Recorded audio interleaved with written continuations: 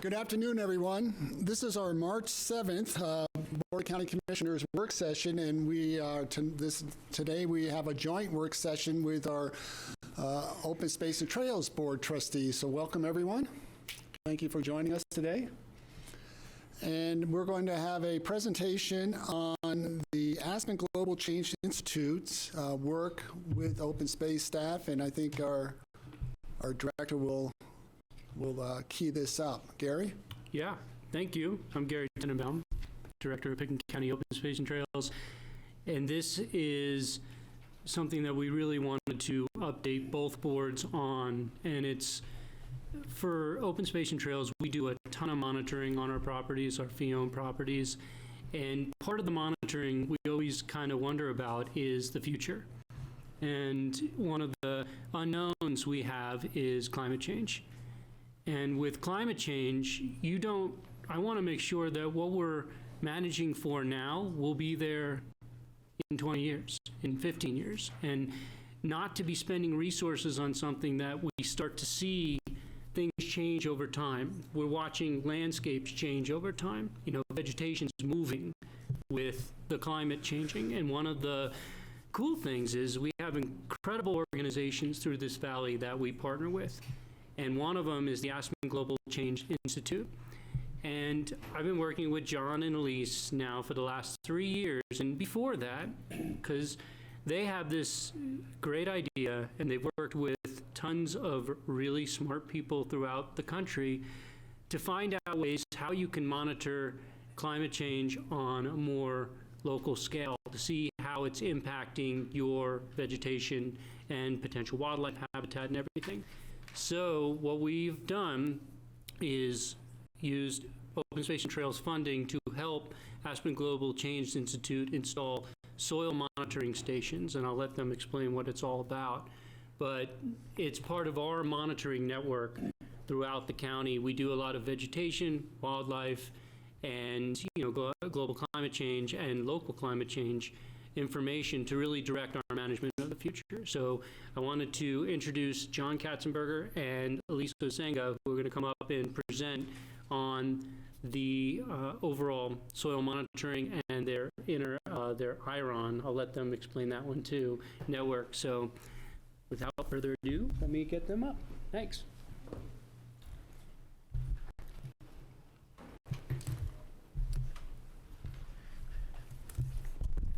Well, good afternoon. Thank you for giving us this chance to update you. It's been a couple of years since we presented what we were doing with Gary to Open Space, and I think this is the first time we've had a chance to share it with some of the commissioners. My name is John Katzenberger. I'm the director of the Aspen Global Change Institute, and after just saying a few things, I'd like to turn it over to Elise Osenga, who's going to walk you through a presentation that covers the scope and purpose and results of the network that we've established. When we first started, we had one station on Smuggler Mountain, and now we have completed the network with a station down in Glenwood Springs, and the last station that went in is up in Independence Pass. Most of the stations are on Pitkin County land, but some of them are not. But now we have the full elevational gradient, and we're measuring soil moisture and weather conditions. And these measurements, as Gary mentioned, are informing land management practices that are important to sustainable land management for the long haul. So without saying any more, but I'd be happy to join in when it's time for Q&A and discussion.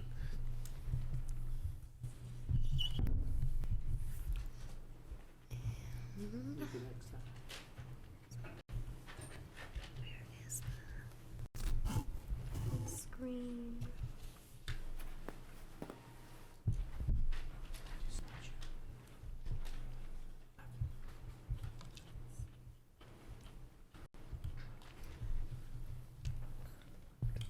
As John said, I'm Elisa Senga. And I'm going to slide back from that mic a little bit. I think I'm too loud for it. I'm the Research and Education Coordinator for the Aspen Global Change Institute, and thank you for giving us a chance to talk with you all today. So the Aspen Global Change Institute, just a very quick background on us. We're a nonprofit that's been in the Valley for over 25 years, and our mission is to further the understanding of Earth systems and global environmental change in service of society. And we do this in numerous ways. We do it through hosting small interdisciplinary workshops with scientists from around the globe in the summer. We do it through the creation of online educational tools. And finally, we do it through original research conducted in the Roaring Fork Valley. And that's what we're going to talk with you about today. So to give you a quick overview of where this presentation is headed, I'm going to start with an introduction to what we're doing and what the IRON is. I'm going to move into why it matters, so the science behind why these questions were asked. And then I'm going to conclude by bringing the two together and reviewing what we've found so far with this IRON project.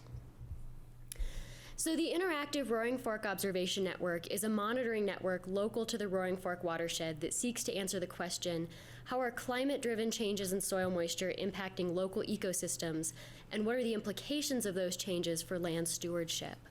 So this network was established in 2012 as an outgrowth from a meeting about forest health. And the scientific advisors at that meeting were asked, out of all kinds of different indicators of ecosystem health, what did they think was a truly important indicator that tied in a lot of different aspects of what's going on in an ecosystem, and also was one that we didn't already have existing data for. And soil moisture was what they identified as a critical indicator that wasn't really being measured in the Roaring Fork Valley, or in fact at that time in many places at all.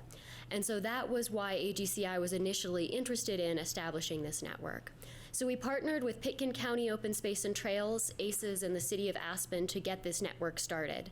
And since then, it has grown, and the partnerships have grown as well to include John Denver Aspen Glow Fund, AFBL, Aspen Community Foundation, Independence Pass Foundation, City of Glenwood Springs, and Colorado Mountain College.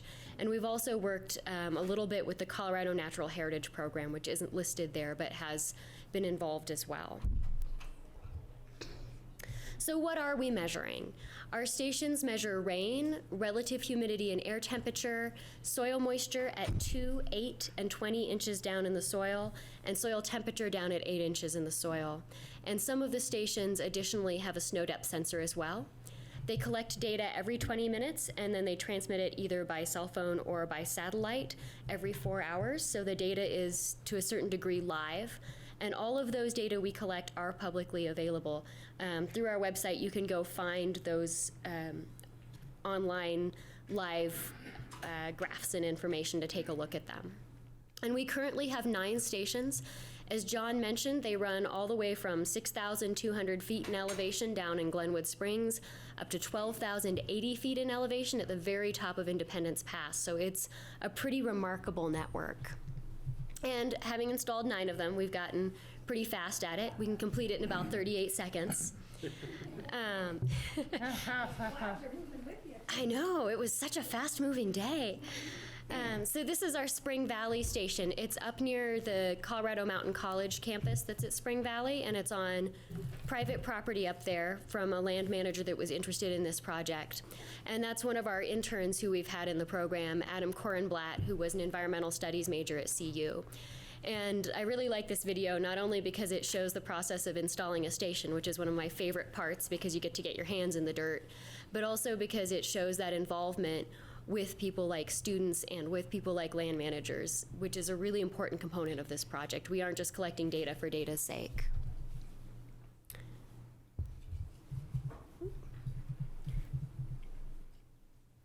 I seem to have gotten stuck. We'll let that think for a moment. So the next question I'm going to answer when eventually our slides get moving again is, why are we doing this? Why does this matter? If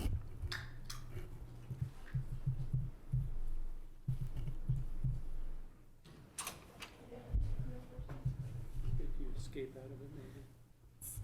There we go. Okay. My video did it in.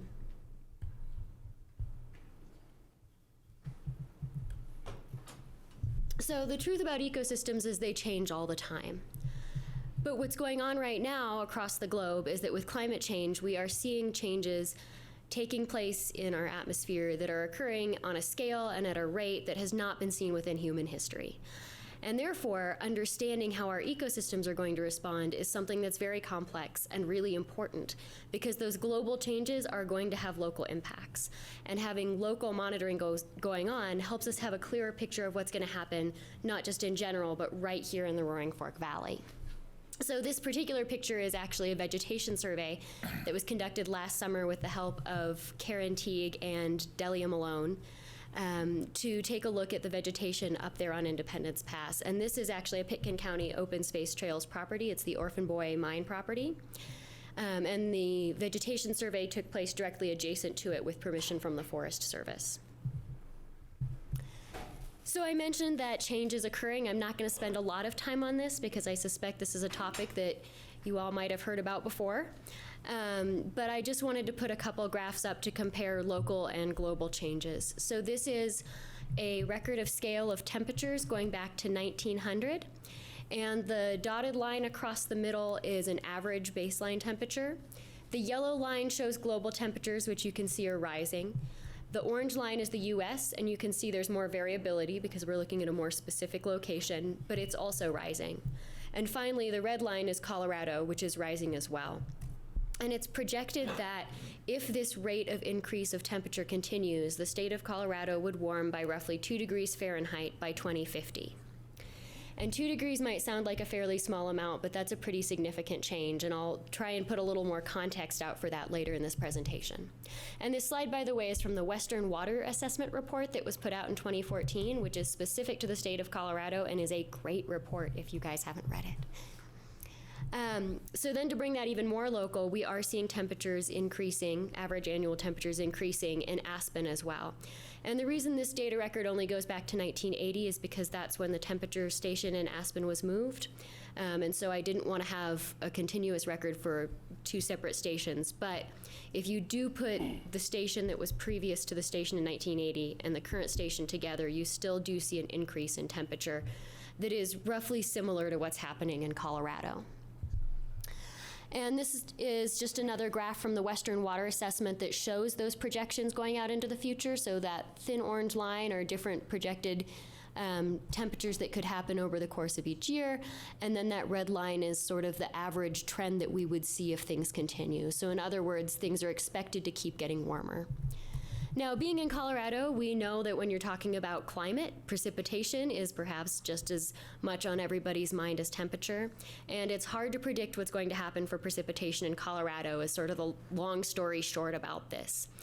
But the point I want to make today, rather than getting to the specifics of this, is even if precipitation were to stay roughly similar to what it is today, we would still see differences in water availability if temperature is changing. And that's both in terms of if we're having warmer temperatures in the winter, we might see rain instead of snow, but it's also in terms of how much water is making it down to a river, even in summertime.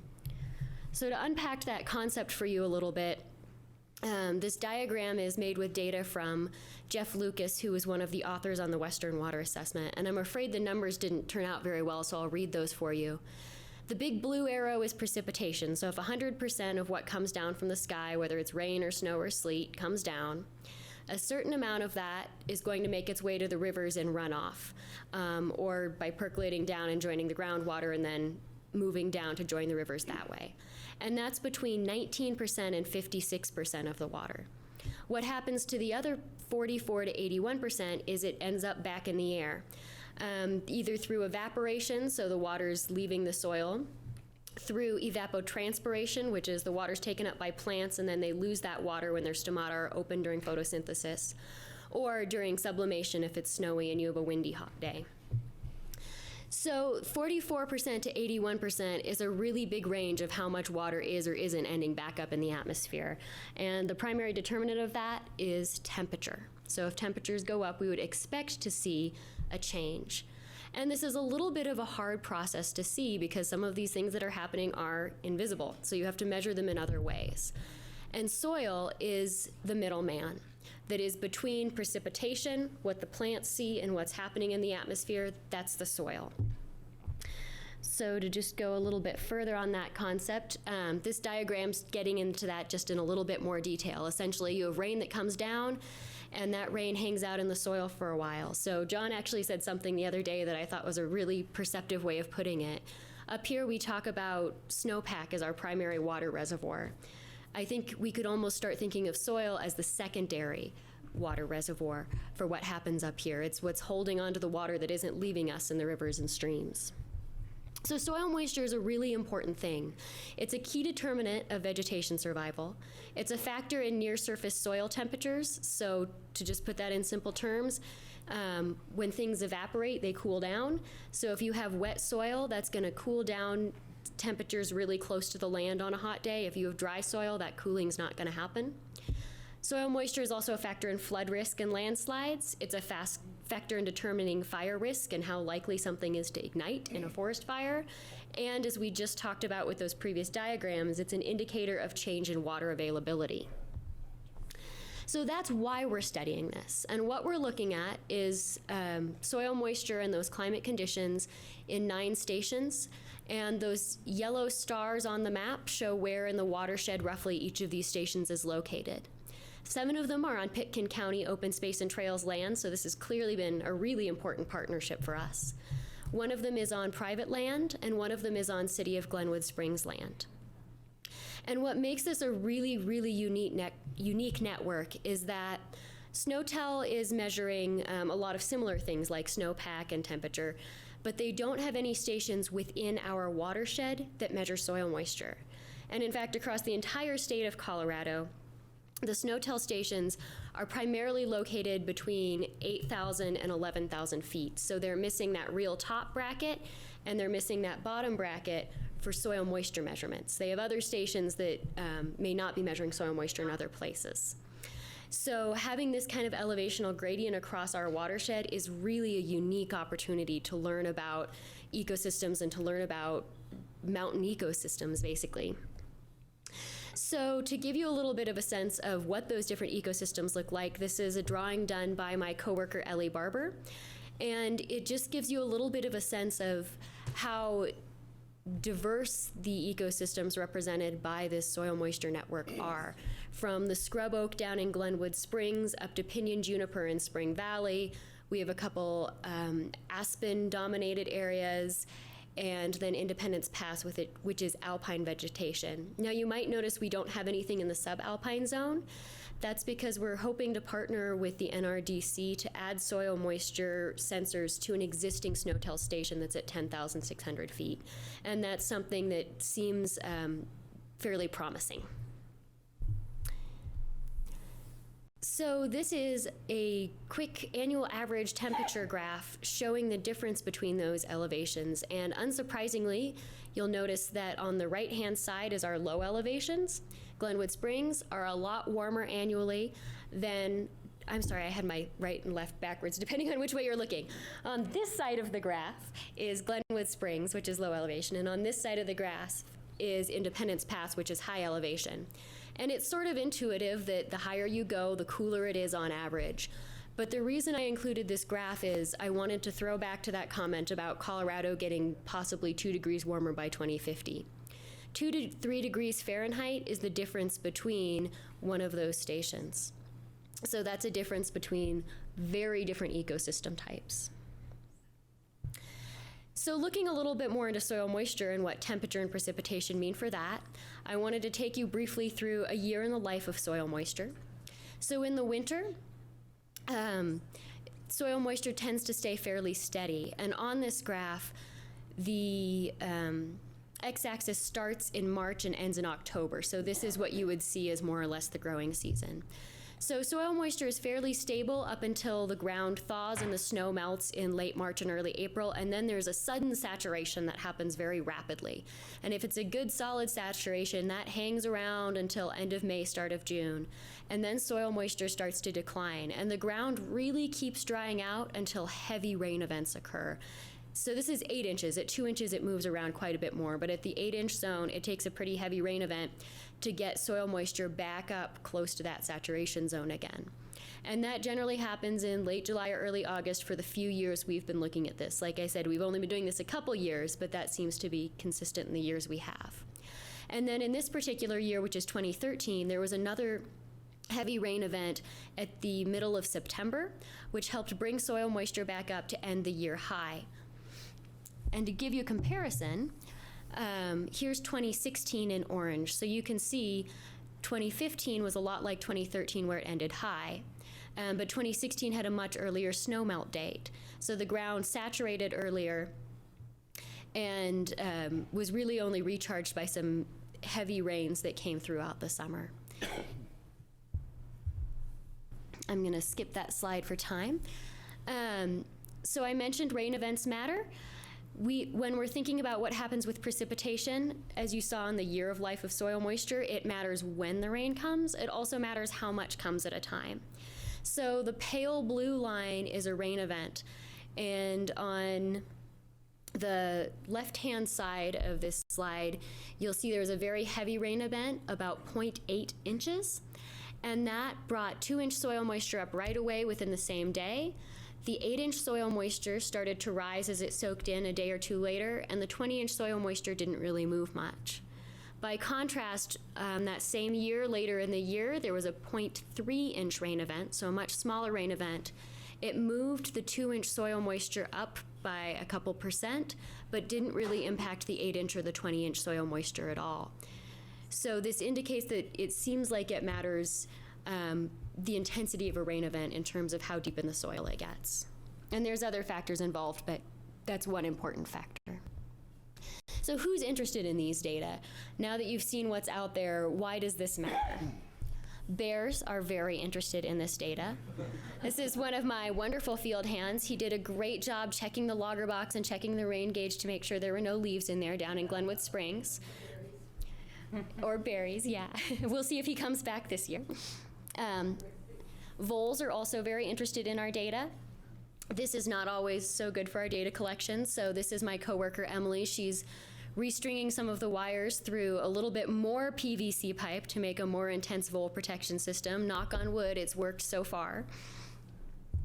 But in all seriousness, who's interested in this data is the community, and that's really the goal of this project, is to have community-oriented data.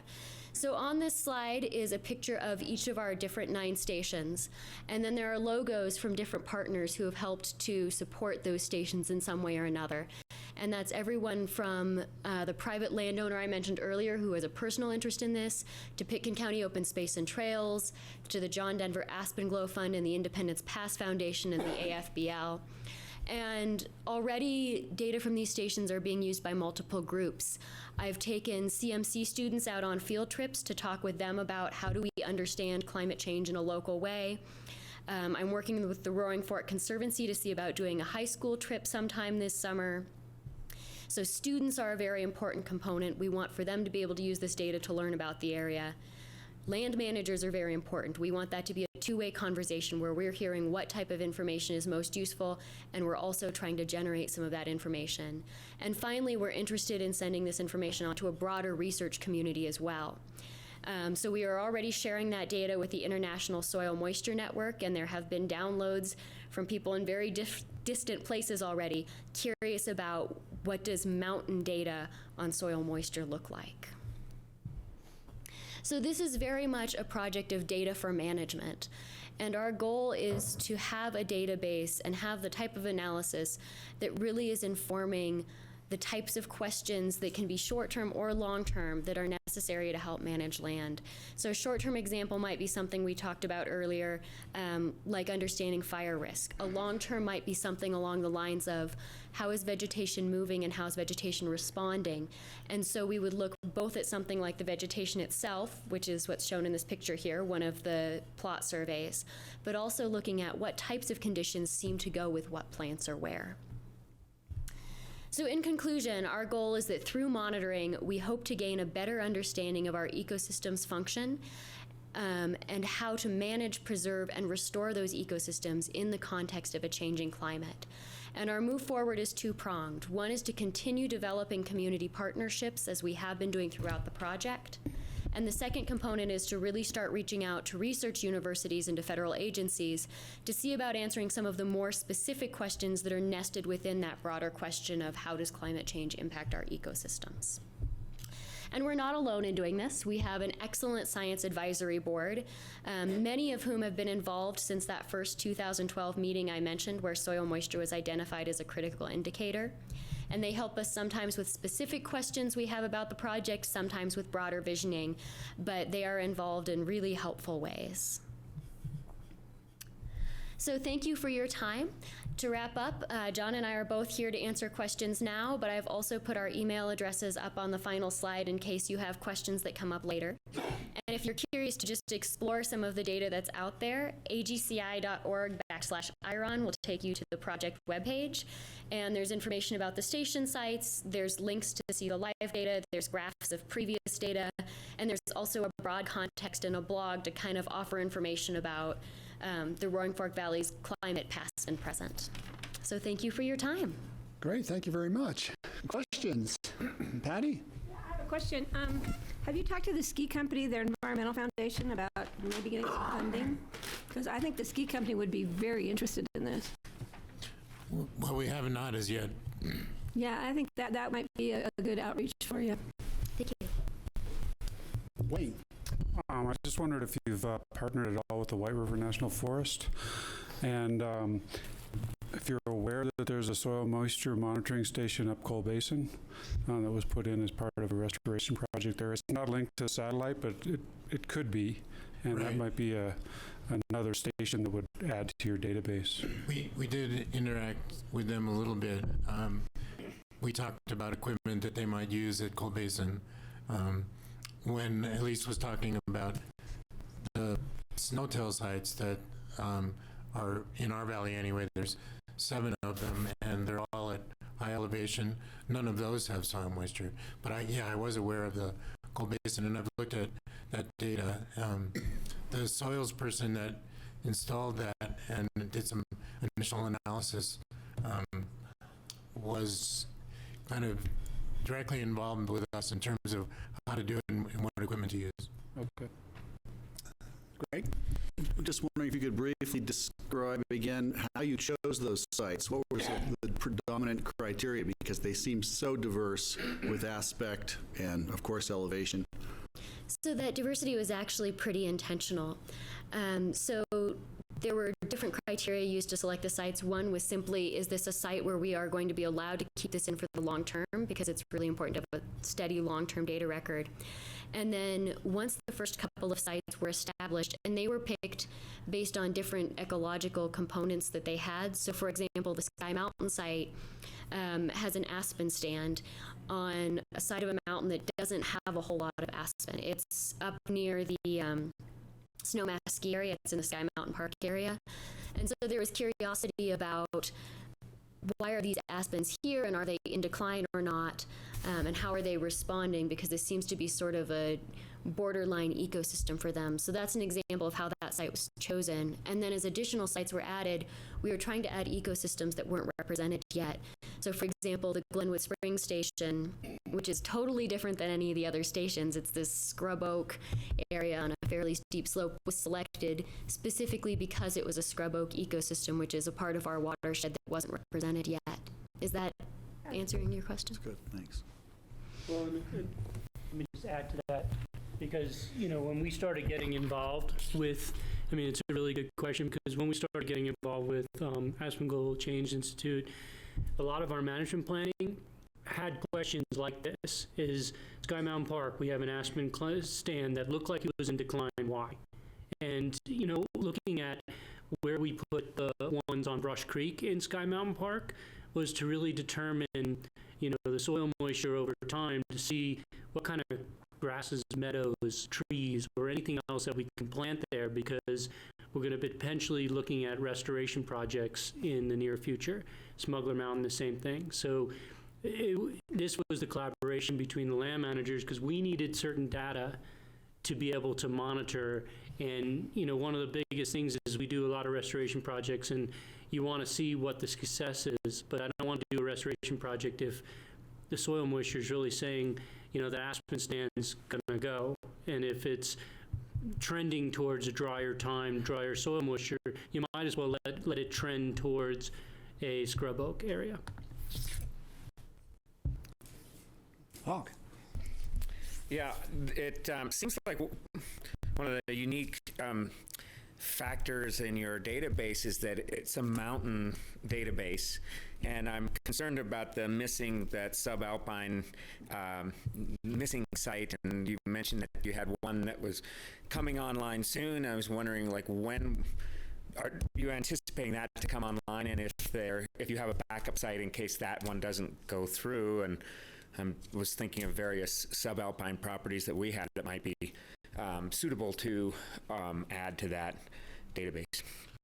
Yeah, that's a good point, and we recognize the need to fill that gap as well.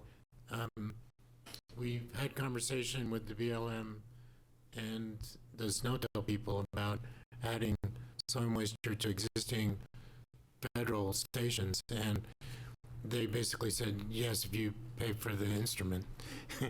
But we have not finished that in terms of deciding whether we can go with the Snowtail at Independence Pass, which is at 10,600 feet, or seek out other property that would be in that elevation band. It's great to know that there are other properties that might work. The Forest Service knows about what we're doing. We don't have any direct partnership with them, but we hope to share the data with them in terms of how they think about their management of forests in a changing climate. And actually, on a federal level, the Forest Service has a very active climate change kind of strategy that didn't exist 10 years ago. Howie? John, and at least very interesting. Thanks for taking us through the whole valley. Question about the glacier property. Is that on irrigated land, or is that just regular rainfall land that's not irrigated? So you can distinguish soil temperatures for ag purposes specifically. Can I answer? Well, the land above is irrigated, but where the site is where the old house is. So that's on a bench that's about, 8 feet higher than 10 feet higher than the river. And we're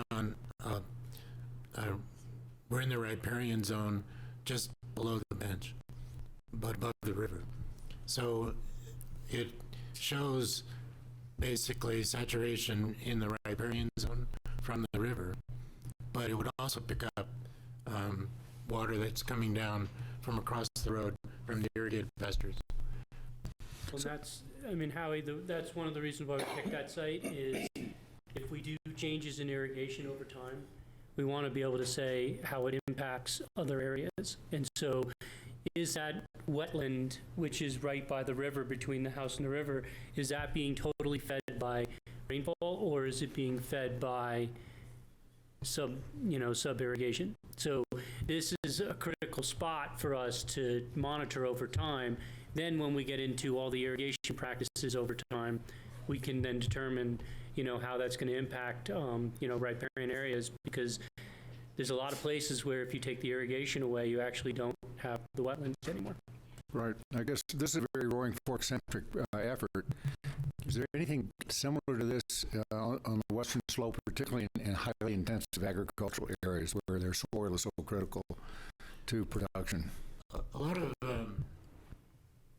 people are adding soil moisture to ranching and farming efforts because the equipment now is so affordable, and using it for their own management. There's very few elevational gradients like we have in the watershed from the bottom all the way to the top, where you're looking at landscape scale management beyond, like a private property. Anybody else? Rachel? I was going to say, what are the next steps? It's a great question. I think there's multiple next steps, and while I think they'll inform each other, they're kind of two separate processes at this point that'll be wed together soon. As far as local project goes, it's to really start spending some time looking at the data. The last several years have been spent mostly installing the stations, making sure the data's there, and establishing protocols. And so the next step now is to start saying, all right, what are the most useful types of questions we can answer with the data we have so far, and start asking those questions. And then on a much broader scale, we really want to seek those partnerships with research universities. And we're not exactly sure what form that's going to take yet. It might be that there might be visiting researchers who'd come up to the private property because that's something the landowner has agreed to. It might be remote, where they're just using the data, but using that data to answer their questions. So at this point, I'd say we're turning from a broad research agenda to more specific research questions.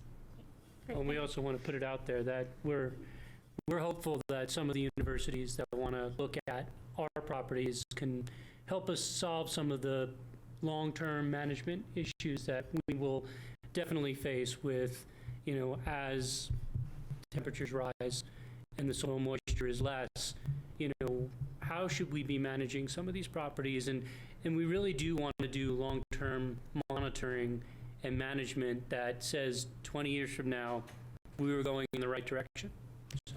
And it's a really interesting question in restoration biology, because in conservation and restoration biology, like in the end of the 20th century, people thought in terms of restoration based on what ecozones had been for hundreds of years of the interglacial period that we're in.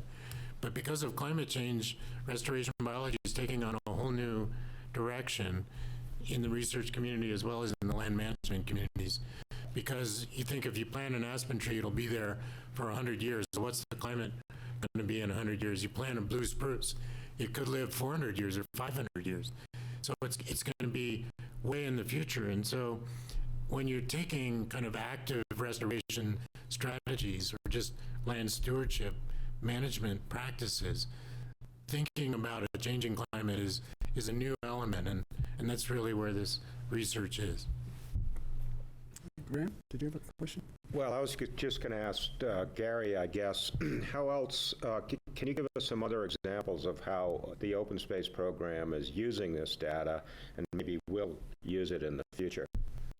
Sure. I mean, one of the biggest things is we do a lot of vegetation monitoring on our properties, and that kind of monitors habitat use, vegetation type, and we can see it potentially change over time. This gives us a why it's changing over time. It's because there's potentially less soil moisture, or there's more soil moisture. I don't know. I mean, with a precipitation outlook in the future, if you have a lot more big rain events, you have water hitting the soil at certain times, and is that impacting the overall vegetation pattern? So, the good thing is we don't have all the answers yet. We just know we don't have the data to really support, some of the management things that we look at is exactly what John said is, when I was going through grad school and everything else, you basically based a lot of your restoration on what's happened in the past. And you can't do that anymore. You got to look at what's going to be there in the future, because things are changing fast, and they're changing to a place where, who knew that we might not see aspen at 9,000 feet anymore? And so what's coming in its place? And if we're going to continue to do prescribed fires, is that the smartest thing to do for land management? And, we know what grasses to plant, what forbs to plant, what are we expecting to come back in, and we got to figure out our management based on that. So there's a lot more we're going to learn. So, yeah, I would just say this is, again, just a great example of an alliance and a partnership with Open Space and Trails going out to other nonprofits and entities throughout the community, not only to manage our lands better, but to be able to share that information for the entire community, as everyone is certainly around our areas trying to find ways and ideas in terms of how we will be mitigating climate change in the future. I know the city of Aspen is pursuing that very aggressively as well. So thank you for the information and partnering with Open Space and Trails. Well, thank you. So this concludes our joint Open Space and Trails Board meeting with BOCC. We have these on a quarterly basis, and they're always very informative. It allows the BLCC an opportunity to keep apprised on what's happening with open space and trails, and hopefully vice versa. So thank you all for sharing this time with us. Well, thank you, George. We're glad to do it. Look forward to our next one. Next quarterly. All right, we'll take a quick 5-minute break while we reset up for the next presentation. Finish up first.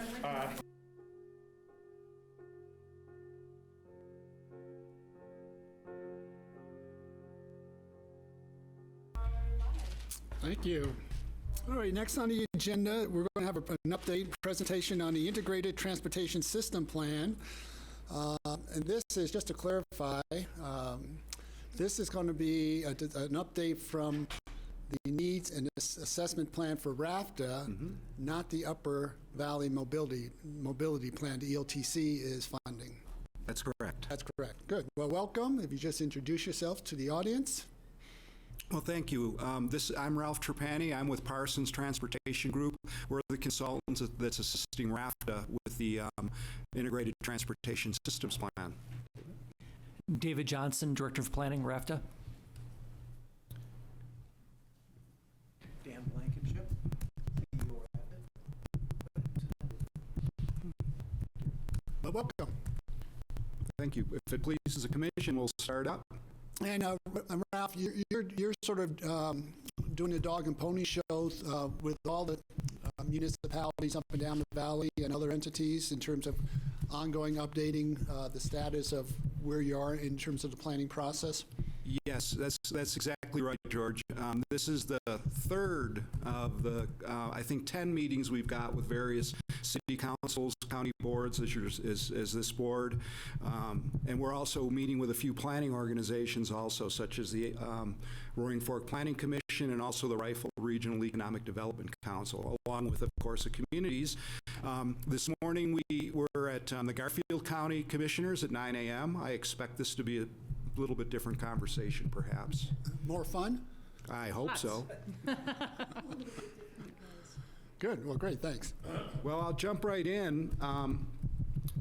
For some of you that have been going to the RAFTA board meetings in the EOTC, some of this is going to be a little redundant, and for that I apologize. But for some of you, this will be new information. So what I'll be doing today is a quick review of the Integrated Transportation System Plan process. I'll quickly go through the ridership estimation tool, present our preliminary 2036 ridership forecasts, talk a little bit about the alternatives that respond to these ridership forecasts for the future, and we'll go into our next steps. So this is the overall planning process. I thought I had a cursor here, but I lost it. We've gone through kind of the red-colored stage one. That was public outreach, development of vision statements, and so on. And we're right now wrapping up stage two, which is the determine future needs stage, which is developing the ridership forecasting, doing some planning around the existing transit. And we'll be moving into stage three almost immediately. In fact, we're doing a kickoff meeting later this week with RAFTA. Stage three will be to analyze options, start looking at service plan alternatives, and that'll wrap up in early summer. And then come stage four, we'll be working on taking those alternatives and developing a financing plan, looking at identification of revenue sources and so on. And then this finally, at the end of this calendar year, gets us to a completion of the phase one, and what that will be is an implementation plan and a financing plan for RAFTA's next 20 years. So let me talk a little bit about the ridership estimation tool. Some of you have seen this before. It uses the best available data. We are, thanks to the EOTC and the cooperation of Aspen Ski Company and RAFTA, of course, we've been able to purchase the so-called cellular phone data by a company called AirSage. We're in the process of loading that data into the ridership forecast model as we speak. So what you're going to see today is some RAFTA data that we've loaded in. One of the other benefits of this approach approaches. It is very transparent. The data set is easy to look at. There's a lot of bits of data there, but it's a spreadsheet-based forecasting tool, and it's very easy to calibrate. It's easy to update, and we can transfer information into other tools. And again, it's just an Excel spreadsheet, which it's not a black box, and it's a technique that we actually used in the Mount Sopris project, for any of you that don't remember the initial CDOT effort to get the multimodal development on State Highway 82. We used a simple Windows-based spreadsheet, which actually worked very well, and we're adopting that idea to move ahead here. We've divvied up the raft to travel shed into 43 internal zones, and that, of course, would be Rifle, Newcastle, Silt.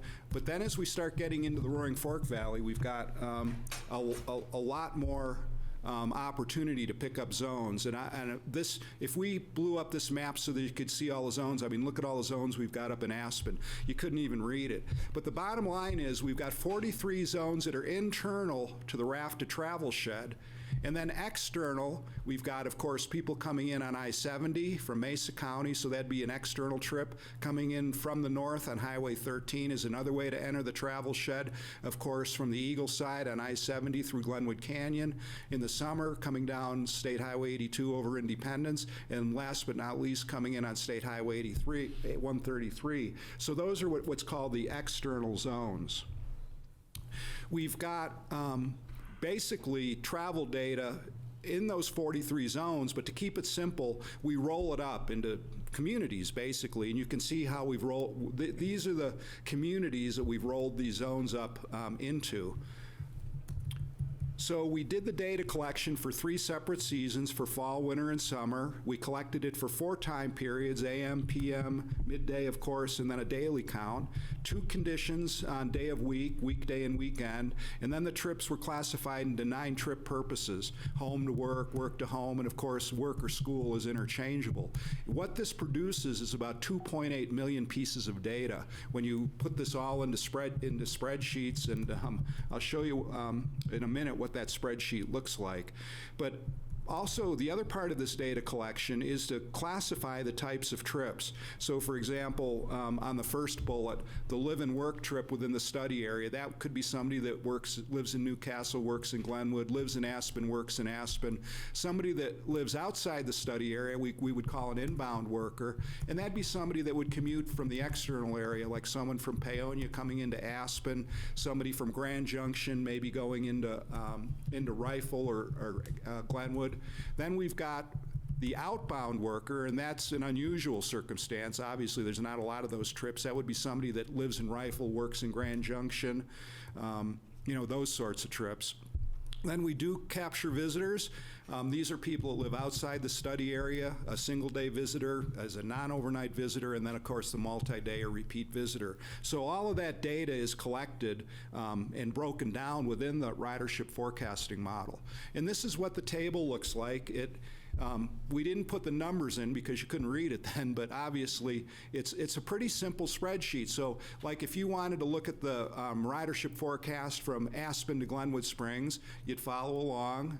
And then in that cell that I'm trying to point at without jiggling too much, that would have the forecast in for that. So, and then remember, Aspen is rolled up into one stop here, but we've got, I don't even want to guess, probably 8 or 10 different stops in Aspen. So when you disaggregate these, this becomes every bus stop in the raft to travel shed. We decided not to show you all that one. We figured you get the vibe here from the blank spreadsheet. So the way the forecasting tool is being developed, the AirSage data is the so-called cellular data. That's being loaded into the model as we speak, and the tool will have that data for the EOTC meeting in March 23rd, and then it'll be available for subsequent RAFTA meetings also. We've already developed the ridership tool using the RAFTA ridership data. We've already developed this trip table, and what we're working on now is turning the AirSage data adding it into the forecasting tool and coming up with a total transit share. In other words, that would be all the trips made by transit. We then would go in and forecast the 2036 population and employment data, and then, of course, that's how we would get from 2016 to 2036 in terms of the numbers of trips, and that gets us future transit ridership, and I'll go into the details of that in a minute. But from that future transit ridership, we develop alternatives then, BRT service plan alternatives for local express. So that's what this all ultimately gets us to. So let me talk about these forecasts. We did present these at the February RAFTA board meeting, so they've already gone public, but this will be some new data for some of you folks. So this forecast, I've got to kind of set the table for us here. They're high-level summaries of the winter and summer transit trips for 2016 and 2036, and they're expressed as average weekday trips.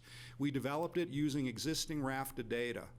The 2036 no-build transit trips were kind of grown using the population and employment forecasts we developed.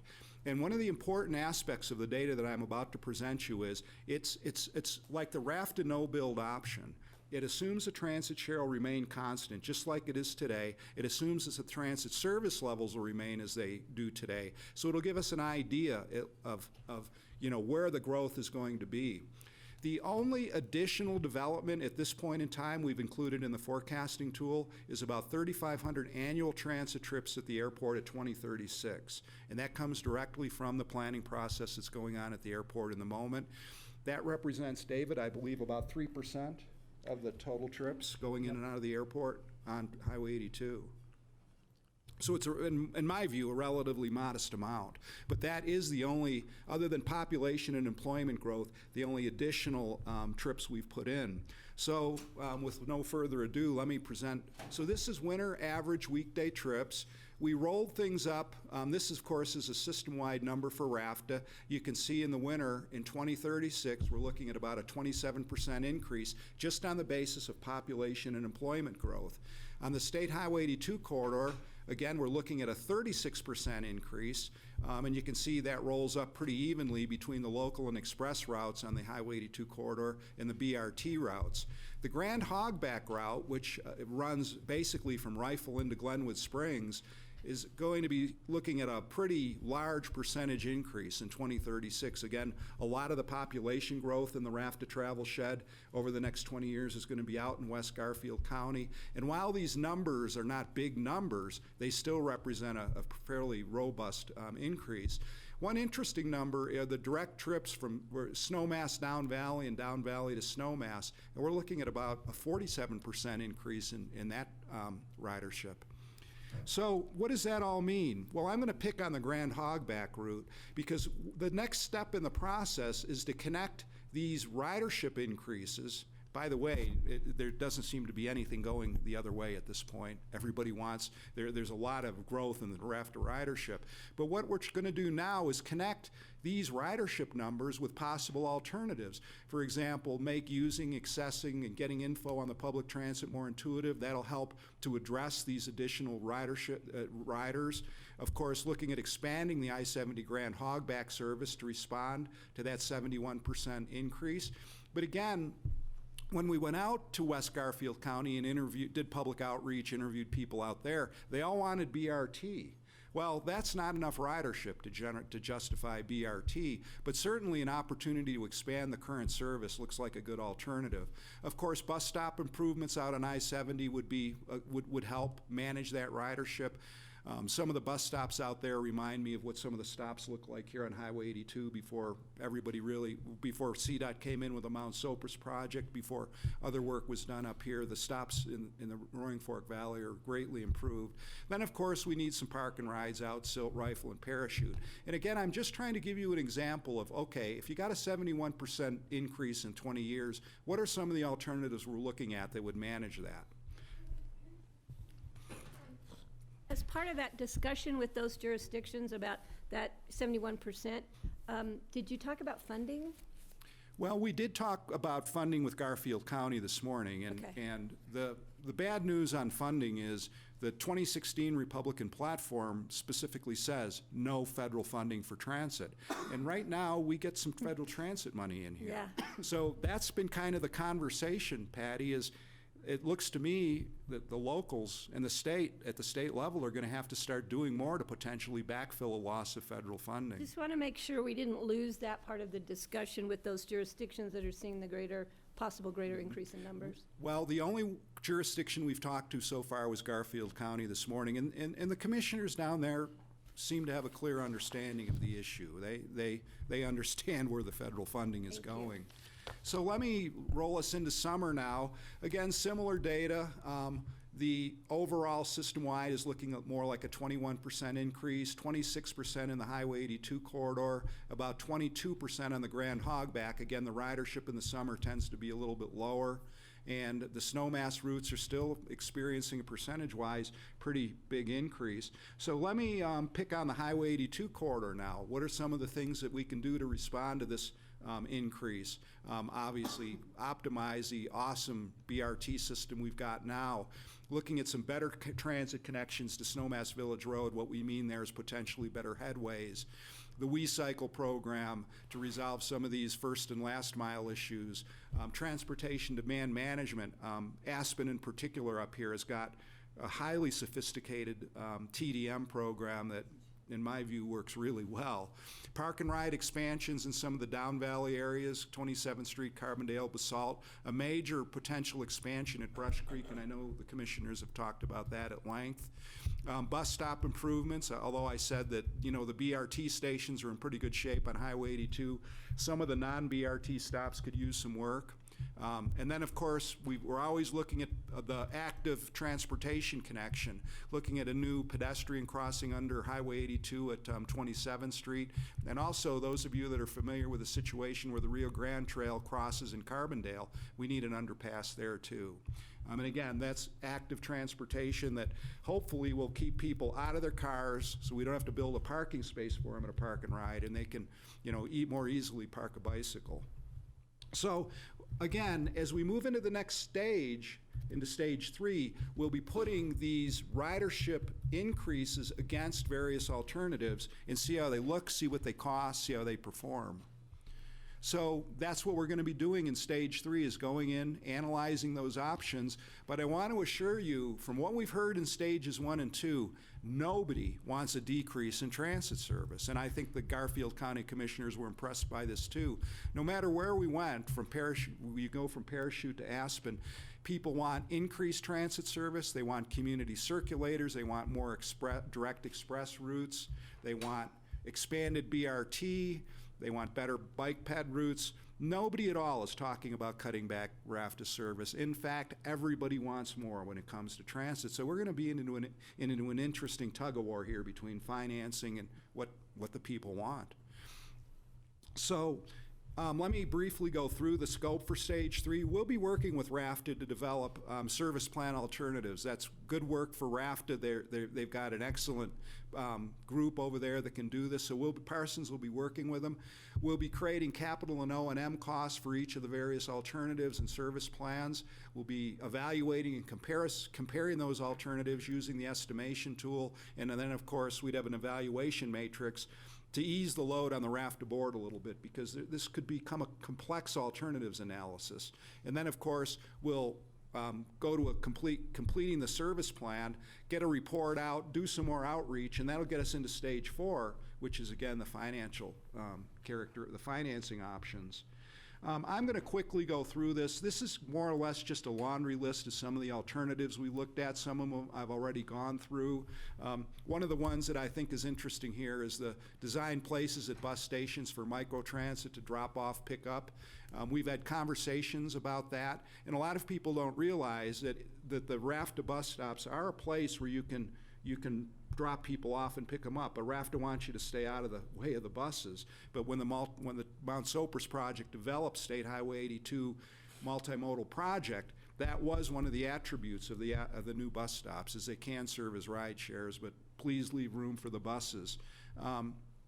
Again, I'm going to talk in a little more detail about the Upper Valley Mobility Study in a moment, but there's alternatives. We're looking at that through I think the visionary thinking of the EOTC. These are options that RAFTA couldn't afford to look at, and we're looking at those options right now. going to a March 23rd EOTC meeting to present the costs of these options and also to look a little bit at some of the ridership forecasting. You know, we keep coming back to microtransit and the first and last miles, whether it's WeCycle, whether it's Uber, whether it's just making it easier for people to walk and bike. That's got some pretty good benefits when it comes to expensive parking spaces. Again, TDM, expansion of service. A lot of people, item 14, like the Bustang, the route to Denver that CDOT manages and operates. They want better connections to Bustang. Upper Valley Parking Management, there's no news here for you good folks, I'm sure. And again, you can see there's some bike path alternatives, including the Buttermilk Crossing that I think is already something that this board is planning on moving ahead with. So, with all those cool service alternatives and capital options, you've got to remember we've got to keep the equipment running. So there's going to be a need for additional bus replacement, expansion of the maintenance facilities. Mike Herm's group over at RAFTA has got a nice project going on potential employee housing. And then, of course, we've got the airport connection and the potential gondola connections that perhaps SkiCo would be interested in on the mountains that could potentially connect to bus stations down below. So let me just, I've already been through and kind of talked about next steps. I'm not going to go through that. But I want to spend just a quick moment on the Upper Valley Mobility Study for some of you that haven't been able to make it to the EOTC meetings. The intent of that study was to improve mobility between Brush Creek and Ruby Park, looking at reducing the number of buses and congestion in Aspen and enhancing the transit service. It's intended to support the policies of the three communities in the EOTC. And as I said, we're going to be presenting a lot of data to the EOTC on March 23rd. We'll be presenting the ridership forecasting, the capital and O&M costs of both the light rail and the BRT. So that'll be an exciting evening, and it's probably going to, you might want to be ready for a massive infusion of data at that point. So thank you all for your attention. We can open this up to questions now, George. Yeah, thanks, Ralph. Questions? Rachel? These are all just theoreticals from watching the presentation. I bet the information's deeply embedded in there. But when you said Aspen is all rolled into one, in terms of the city using the data for its routes, is it valuable to separate out the 7th Street where everyone is transferring to the Down Valley BRT and system? How many riders get on at that spot who are coming from other locations in town? Or well, Rachel, I'm not sure whether we're able to specifically isolate 7th Street. Main Street Aspen presented quite a challenge for the travel zones because the first thing we did was drew a line right down the middle. And that doesn't make any sense at all when you think about it, because then you've got a destination on one side of the street that's in a different travel zone than the other side of the street. Right. So we kind of extended it to cover both blocks. But if memory serves me, we broke Aspen down into something like 12 or 14 individual zones. So we've got a lot of zones within the community. But one of the limitations of the AirSage cellular data is its zones are only 500 meters square. That's the smallest you can make it. And when you draw, let's say for fun, we draw a 500-meter square around Ruby Park. Well, that gets some pretty awesome destinations in it with, you know, the hotels at the base of Ajax and things like that. But what I can say is it was a complicated process, but it was all done with the assistance of your planning staff and the Aspen planning staff and so on. The data set is available to all the planners in the valley that paid for it. That would be all the EOTC members and the RAFTA members. And it can be used for transportation planning purposes. So yes, the City of Aspen planners could use that with RAFTA. Need to.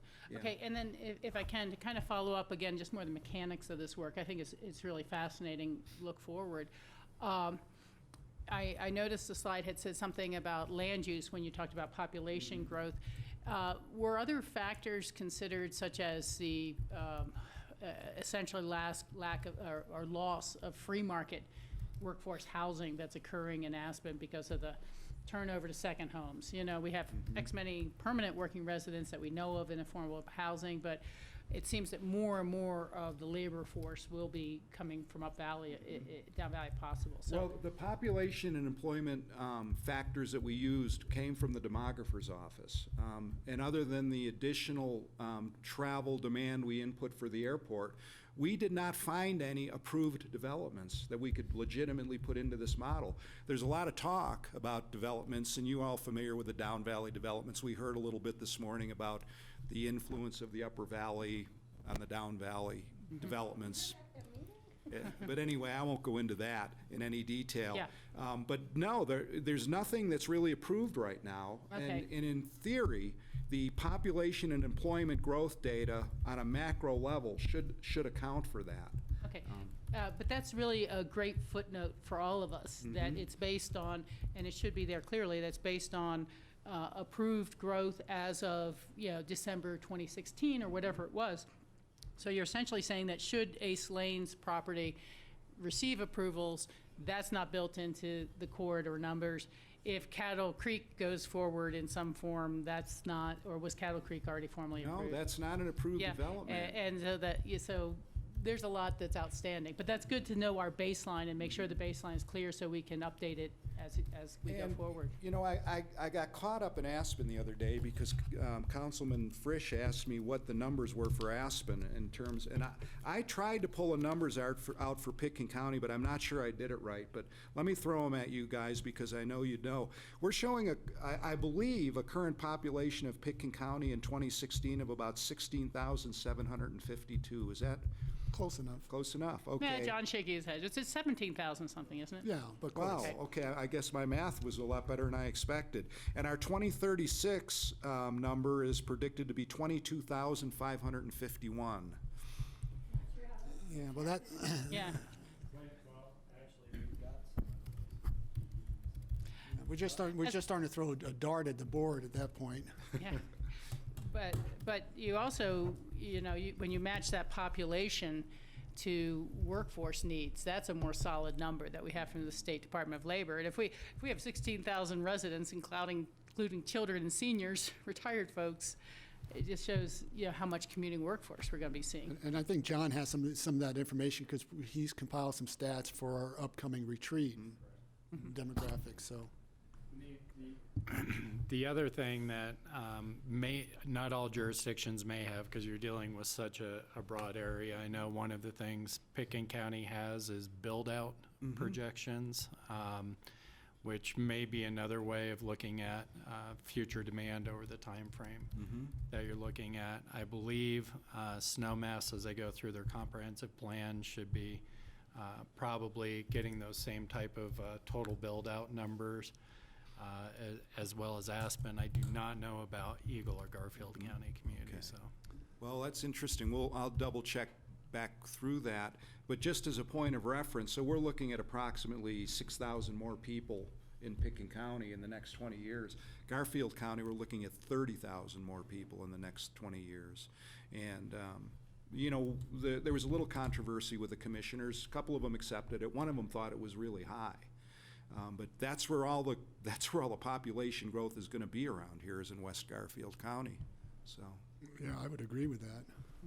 I mean, even if you look at BOCC, and you probably, I don't know if you use the numbers that they have the approvals that have been given, but nothing has actually started to be built. But did you use some of those numbers in terms of those should have been built into the population and growth forecast because those numbers are of a magnitude where if we added them in, they don't make much of a difference to things. So we may end up double counting if we add some of those developments into the existing population and growth numbers. David? Yeah, Dave? I am meeting with Cindy and Ellen today to talk more about the build-out projections, how much residential and commercial development may be approved and developed over the next 20 years. I have to say, I say that with a little bit of caution because I am going to get that information. I do want to know where this development is going to occur, whether it's commercial and residential, and how much and when. At the same time, I don't want to interfere with We also have population employment projections from the state demographer. You know, it's probably, I don't want to interfere with Ralph's work while I'm doing this. It's probably just, you know, we're scoped. We're working with the population and employment estimates from the state demographer, and it's probably just best to go with that. But at the same time, we will have that other information in our back pocket as well. Right, and even though this study goes all the way out to 2036, I would think that RAFT is going to have to make some decisions way before that in terms of just even addressing the current needs, never mind 20 years from now. So, you know, that's good information to have, the future, but the future is right now in terms of our needs, RAFT's needs and the community's needs. And I don't, David won't interfere. There will be some effort to compare the numbers, and if things don't, you know, with these types of planning numbers, you've got to do a smell test on them, and there's got to be consistency in the data set, or there's no credibility in the results. Greg? Yeah, I was just thinking, the state demographer's office, it'd be great to know a little bit more about them, the assumptions they've made, where they're getting there. So I wouldn't trust them to tell us what's going on. Well, it's interesting. My own ignorance is driving that. Well, one of the Garfield County commissioners said that they had predicted some outlandish growth rates for Garfield County, and I think that when we presented to the city council in Aspen last week, Councilman Frisch was kind of throwing the same thing at us, you know, and I'll use a quote that he'd used on me before: trees don't grow to the moon. I mean, at some point, these populations have to start leveling off a little bit. So I understand your point. Go to Tokyo. See that.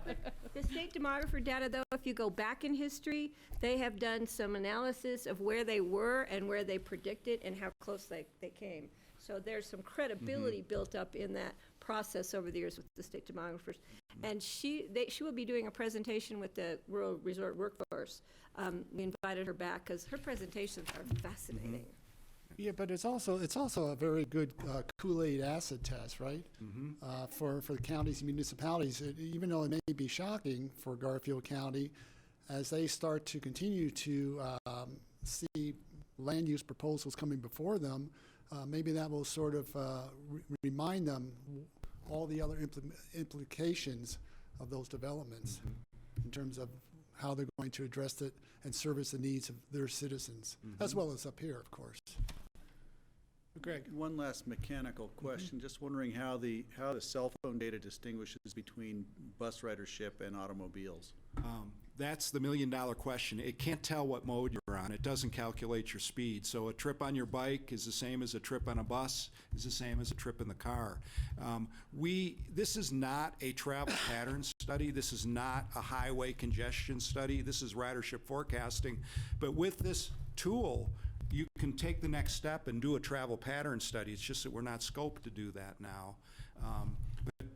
Mechanically, the AirSage people got ways based on census data and so on, because they only picked off Verizon, for example. So they've got a way to take the number of Verizon subscribers and escalate that out to our full population. So we're not missing trips, so to speak.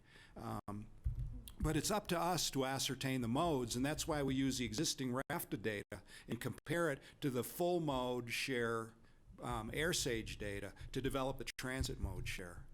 Okay. And if we will be doing a more robust presentation of this ridership forecasting tool at the EOTC meeting in March. And you'll actually have a transportation modeler to ask questions to instead of a recovering highway engineer. Rachel? Yeah. Again, this is looking forward as to what this is going to be used for. Is there a point at which any of those projections are then aligned with, say, the City of Aspen's goals for the number of cars crossing Castle Creek Bridge, to be able to give them an idea of how many new trips will need to, with the population growth, will be needed to be captured on transit? Well, are we matching these numbers to, okay, this is your goal, these are the numbers, so that people have some sense of the magnitude of the challenge of maintaining those goals? Well, there will be some of that, Rachel, but again, one of the weak links here is that This is strictly a ridership forecasting study, and what you're asking for starts taking us into the transportation demand modeling and the travel pattern side of it. This data set and this forecasting tool would be excellent to do that, but we're not really scoped to do that right now. But to address the 1993 traffic levels, we are respecting that and trying to develop around the policies and goals of Aspen, Snowmass, and Pitkin County. Yeah, it just seems to me that there might be at least some ways to do it on the back of the envelope without going into an in-depth travel demand management program by saying, okay, well, if we believe we currently have this mode split, 82, between private automobile use and transit use, and we have these population numbers today, if we only maintain that mode split in 2036, it would mean this many cars and this many people on transit. And that would perhaps give us a sense of how large the magnitude of the increased population is going to mean to the magnitude of the increased transit service.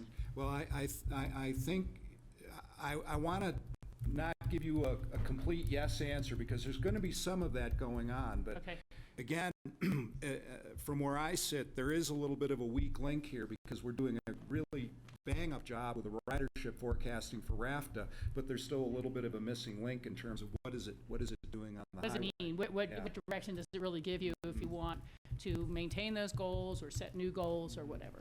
And certainly the ridership forecasting tool is set up for those things that influence RAFTA ridership, such as gas prices, parking, those sorts of things you can load in there and go, well, okay, you know, if the RAFTA ride share goes up 5%, here's what happens to the service plan. That's some of the scenarios that we'll be working with RAFTA on. Thank you. All right, thanks. And thank you for coming up, giving us this update. We'll look forward to the Upper Valley Mobility Study in a few weeks. And I'm assuming, I see Brian back there, I'm assuming this will be the main agenda item. It's probably going to need the entire time with discussion. Correct. Good. Very good. Great. Okay, Thank thanks, you all guys. for your attention. Thank you. Coming up. See you in a few weeks. Oh, we can't wait. All right, let's see. Next, we're going to go on to hear a update on the Northwest Colorado Council of Governments broadband program. And I see a familiar face coming up.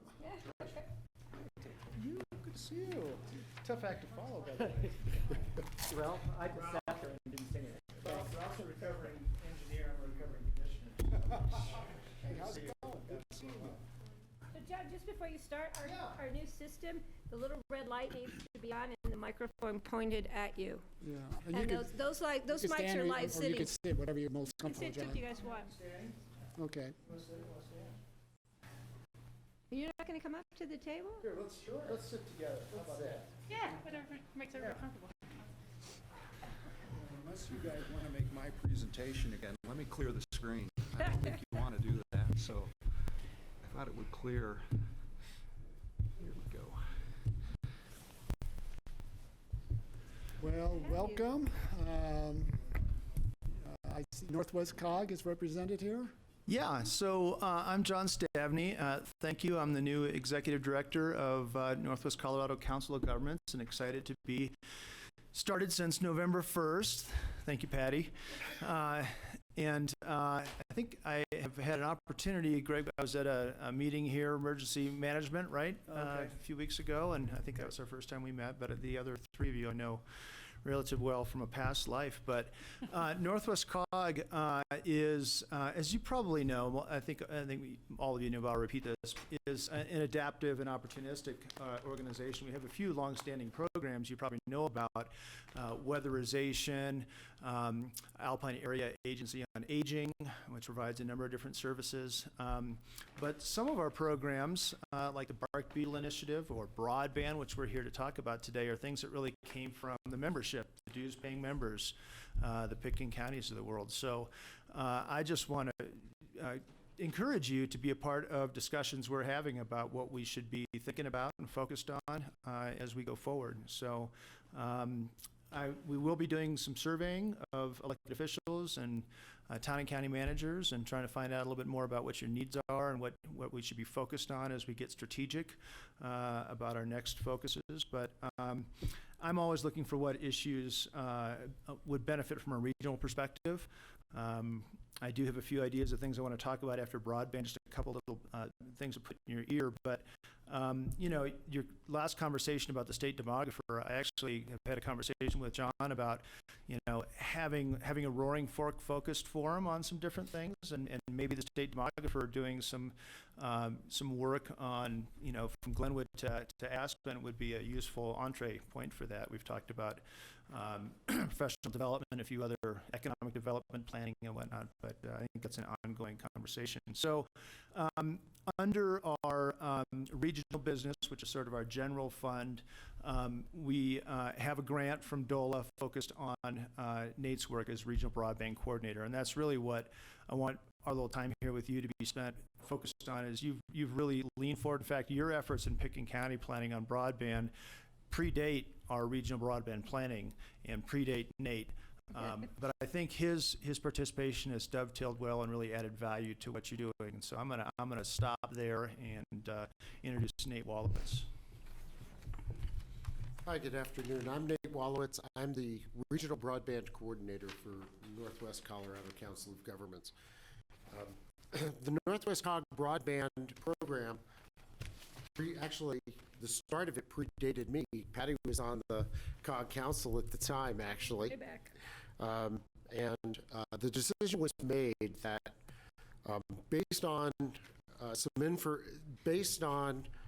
some activities that were going on around the region, that Northwest COG needed to look at broadband not just as a local issue, but as a regional issue, because it impacts all of us significantly, just like the bark beetle does or the I-70 corridor does, for sure.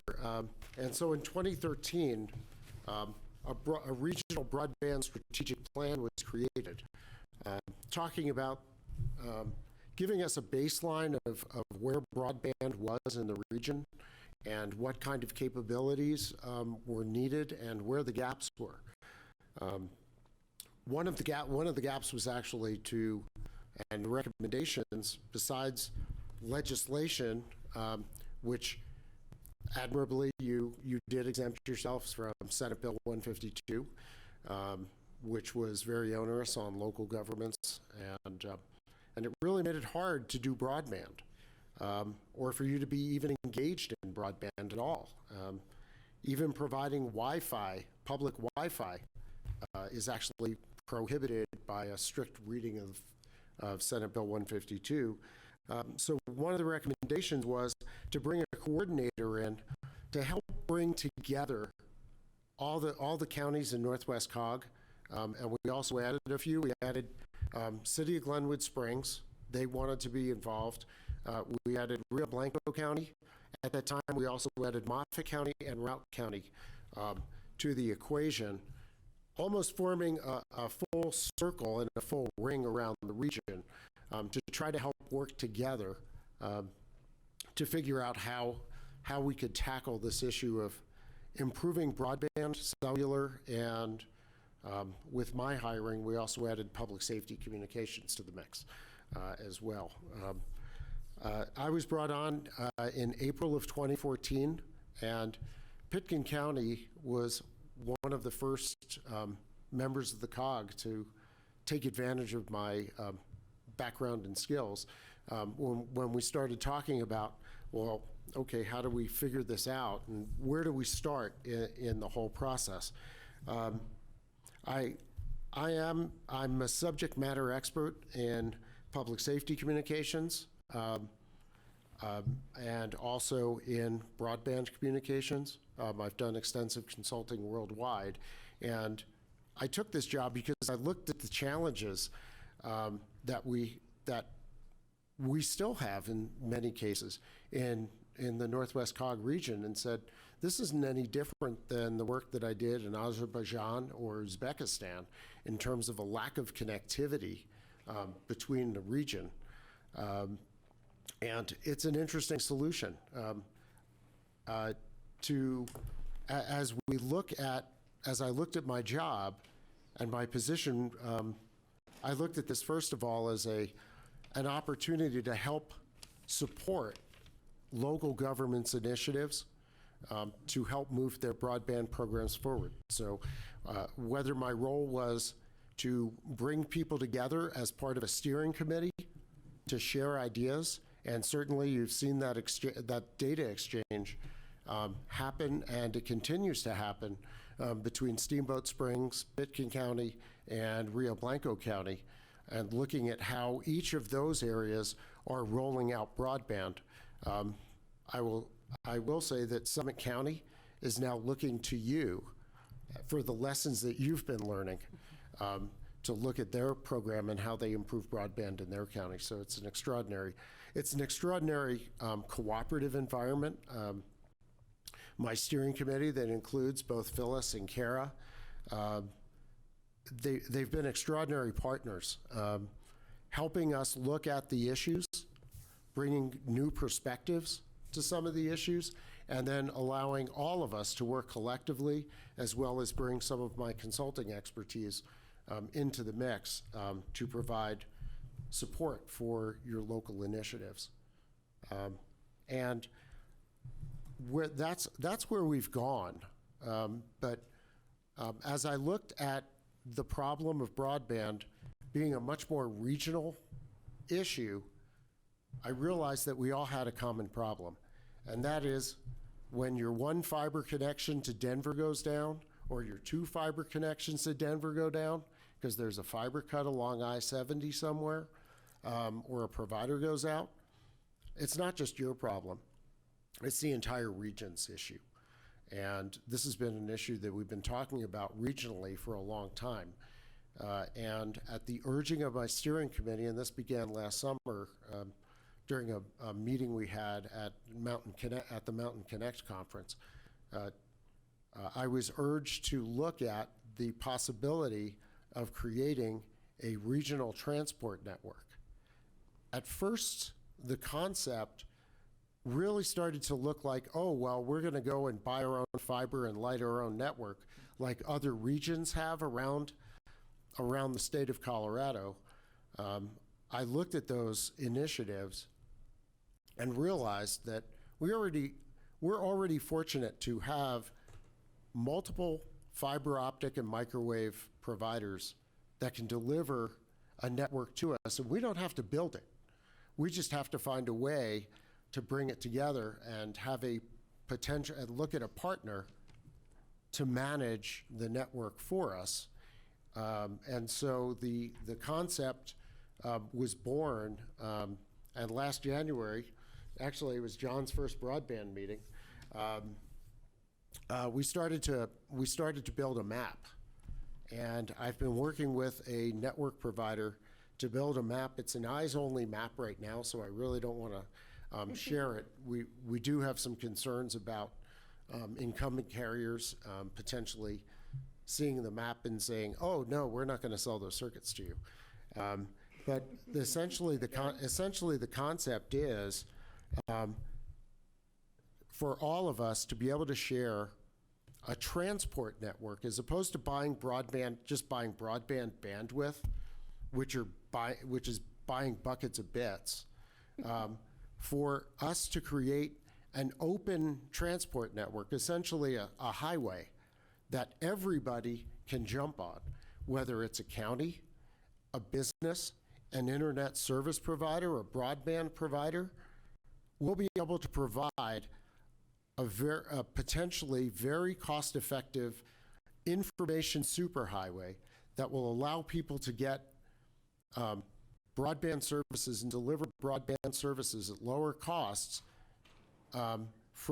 by using our transport network to Denver, to Salt Lake City, and long-term down the road, also a connection to the internet in Albuquerque. You might clarify who the we is in that No, it's not Northwest COG. It's all of us working together. It's a cooperative relationship. Some of the other regions have looked at actually building fiber. When I was hired, I said, if you're looking for somebody to run an ISP, then I am not your person. If you're looking for somebody to leverage the existing resources cost effectively on a regional basis, if that's your goal, then I'm interested in working with you and helping. So as we move forward, that's the vision. It's not only continuing the local support of your initiatives here in Pitkin County and around the region. Actually, at lunch, we were having a conversation about some other projects that are going on around the region, that as you start to look at costing out the next phase 3 of your broadband project, there may be some answers already out there that can help give you at least some ballpark numbers, so that you can tailor your RFP to be much more applicable and use other people's lessons learned.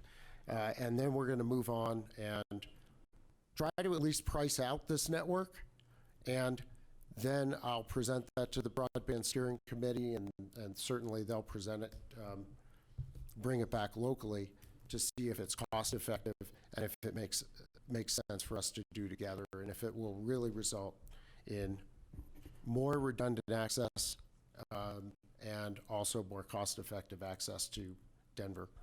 Can I just ask a quick question? So how are you going to help us spend our 800 and something thousand?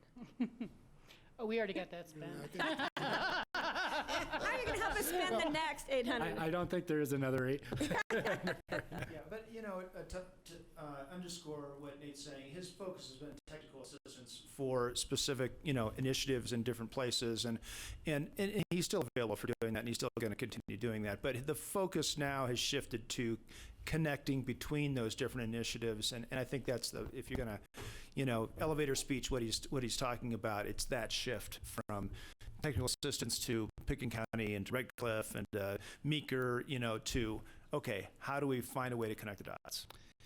And I think for us, this makes a lot of sense, because so many local initiatives, they were hard to get off the ground, but now they're starting to roll, like ours is and Rio Blanco's is and other entities. Now the trick is how do we connect those? Because as we've talked about, when we've talked about the challenges of Senate Bill 152, is that broadband doesn't begin or end at our political subdivision boundaries. It needs to be connected regionally to the big pipes going up and down the interstate, for example. Yeah. Great. That was my question was, how much does convincing Eagle County or to put this on the ballot, their exemption on the ballot, and other adjoining counties to complete this? I'm already hearing people are calling me from Eagle County because they're in our watershed, yep. And they've been saying, well, I don't have broadband. What are you going to do for me? It's like, well, you're in Eagle County. You're SOL for the time being. I think it's a great point, and we were just discussing that very point at lunch, and one strategy for that, and I'll go back and sound like a broken record, is a regional discussion about it. You don't say, hey, Pitkin County's doing this, and a few counties the way this other thing's happening, but if you look at the Roaring Fork Valley as a whole, it doesn't make sense to not be addressing that corner that's Eagle County, and it probably doesn't make sense to not be addressing Carbondale if you're, coming around the corner to Marble, right? I mean, so I think there are ways to affect that. Getting an opt-out measure on the ballot in Eagle County, I think if it just comes from the commissioners, it's a hard sell, commissioner to commissioner. But if it comes from a valley-wide strategic, push, it's harder for those commissioners to ignore that. And by the way, it would help on the other side of the valley too. Yeah. Or other side of the hill. And I don't think they're adverse to it. I just think it's a question of timing. I'm sure Eagle County is going to get that on the next opportunity they have. I have a question. When you're talking about expanding this circle, now you've got Rio Blanco, City of Glenwood, even Steamboat, Bell County. My question and my concern is as we're going out with RFPs now for providers, are we going to be able to get competitive providers who are willing to come into these rural areas with low-density populations when they have other sort of choice places to provide services? So how can Northwest COG be a player in that? I've been very active. One of the other pieces of my job has been reaching out to the providers, and when RFPs come on the street, I reach out to them personally and find out exactly who the RFP needs to go to, what their process is, and personally encouraging them on behalf of the COG to engage and respond to the RFPs. Sometimes it works, sometimes it doesn't. We do have a few partners in the region, some of which have been working with Pitkin County already, who are much more interested in responding. But some of the larger players and some of the regional players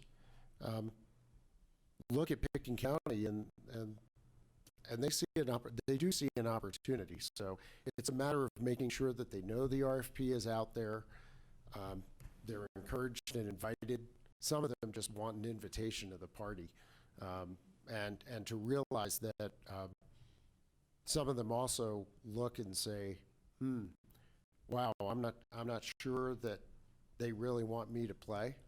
And it's a matter of inviting them to the party to ensure that they feel like they're fully engaged in the process. And I think they'll respond. George, does that help? It helps. I'm still obviously concerned, and it may be that the long term, the state and even the feds have to start looking at this as a utility. Those are dangerous words to use, but for a variety of reasons that they can probably explain better. But yes, yes.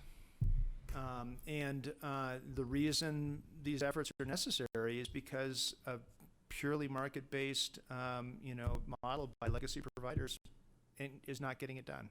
Yeah. Other questions? I make a kind of brief comment. In Club 20, I'm a member of Club 20, and of course broadband expansion for them is a key issue as well. But listening to them talk about the history of Senate Bill 152, where there was an impression that there was going to be so many providers coming into the areas that you were going to have a mishmash of systems that some would eventually fail or not. And Club 20 thought at that time that the role of counties and others would be, quote, an aggregator of service to make sure the service models were appropriate and forthcoming. And instead, it's been crickets. There's been nothing in many of these areas. And, this whole fear that we're going to have to aggregate because there's going to be so many competitors that are going to be driving each other out of business and no one's going to have decent service never materialized. And so that was a little bit of interesting history. And then I also just wanted to thank John and congratulate him on his new position, and saw him in full attendance of the whole Water QQ meeting last Thursday. So we appreciate your participation there, and certainly your background being on the River District will bring a lot to that as well. You're welcome. Yeah, before we let John go on to other COG issues, I just want to let you guys know and staff that I'm really proud when I go to these meetings and people are looking at Pitkin County. So learn from you. We want to share with you. And Pitkin County does a lot of that, and in a lot of different avenues and a lot of different issues. And we pride ourselves on that. We're able to take what we've learned and share it with others. And eventually things. Eventually, sorry, I didn't hear the mic. Eventually things feed back to us, but I'm really proud of the role that Pitkin County plays and working with COG, because I've been with COG for many years on and off, and it's great to be back. And John, it's great to have you on board, and Nate, it's always good to see you. Yeah. Thank you. And Pitkin County is a fantastic partner to work with. Thanks. Thank you. Yeah. Great. Well, thanks for coming up. Good seeing you. Yeah, thank you. Now, John, did you have some other things you wanted to? No, I just I probably should talk at a staff level. I know that you've been in the trailer park purchasing business lately, and Mobile home. Mobile home. Sorry. I like calling it. Did I hit the third rail on that just right out of the box? We've been talking internally a lot about we're dues-based and grant-based in terms of our funding, but trying to be a little more fee-for-service based where we can broaden out. And one of the areas we see a possibility for that is with weatherization. And we happen to be the premier trailer weatherization people in the region. Mobile home. Thank you. It's just gently. So I don't know, there may be some opportunity for us to talk further about how, given your great investment in affordable housing in that area, might be something that operational costs are part of the issue too for affordability. So we'll just kind of leave that at that. But we'd be happy to be a part of facilitating a conversation if you do, or just cheerleading if you do decide to have some regional conversations. But yeah, I just happy to be here and want you to know that we're available and that we are not just doing what we've always done. We're looking for what the new opportunities are. And Patty, being a city on the Hill or a county on the Hill, is exactly what I personally at COG am excited about doing is we have all these jurisdictions with their silos of experience and trying to play a role where and maybe it is just cheerleading or letting people know, have you talked to this other county, this other town, and seen what they're doing in this area, so that innovation spreads more quickly throughout the region and governmental excellence spreads throughout the region. So I'm right on board with you, Patty. Great, thanks. Thank you. Great. Thank you very much. Appreciate it. All right, let's see. We're going to move on to a citizen board outreach and renewal discussion. Hi, Pat. Hi, Pat. Hi, Charlotte. You need a couple of minutes? Pull up something? Yeah. We could take a couple of minutes break, Okay, sure. that'd be awesome. Grassroots, we're going to take a short break.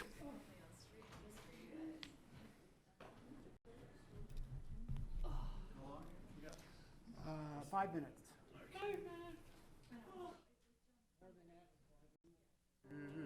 Days of old, with the faces in the firelight, kind folks of old, you come again no more.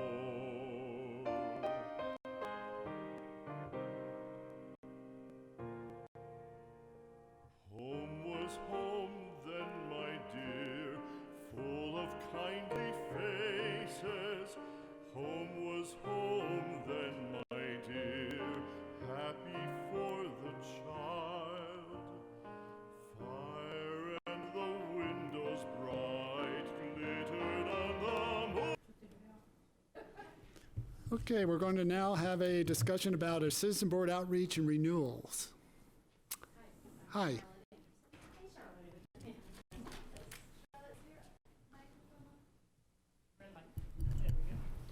Charlotte Anderson with the manager's office, county manager's office. Pat Bingham, Community Relations. And we're going to give you a little presentation on the current outreach that's going on right now for citizen board renewal. And I'm going to let Pat tell you about the outreach, and then I'll come back and we'll discuss what's going on with the renewal process right now. Yeah, maybe before you start, maybe Charlotte, you can just tell us or inform the public, how many citizen boards do we have as a county? We have 18 citizen boards. 18 citizen boards. Correct. And anywhere from 3 to 12 people?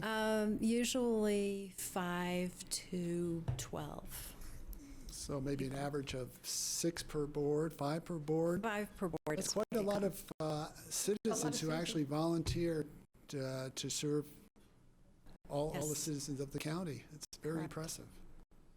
Yeah, and just as a little background on the that we've given you, that they serve in an advisory capacity to the Board of County Commissioners, and in this year's recruitment process, we wanted to step it up a little bit. We feel like there's momentum, not just in our community, but all over the country, and we could take advantage of that momentum that people are feeling about wanting to do something. You know, and so we said, well, we've got stuff for you to do. We've got 18 citizen boards and an average of 6 volunteers per board. So we stepped up our outreach efforts in an attempt to get more eyeballs on on the fact that we're recruiting.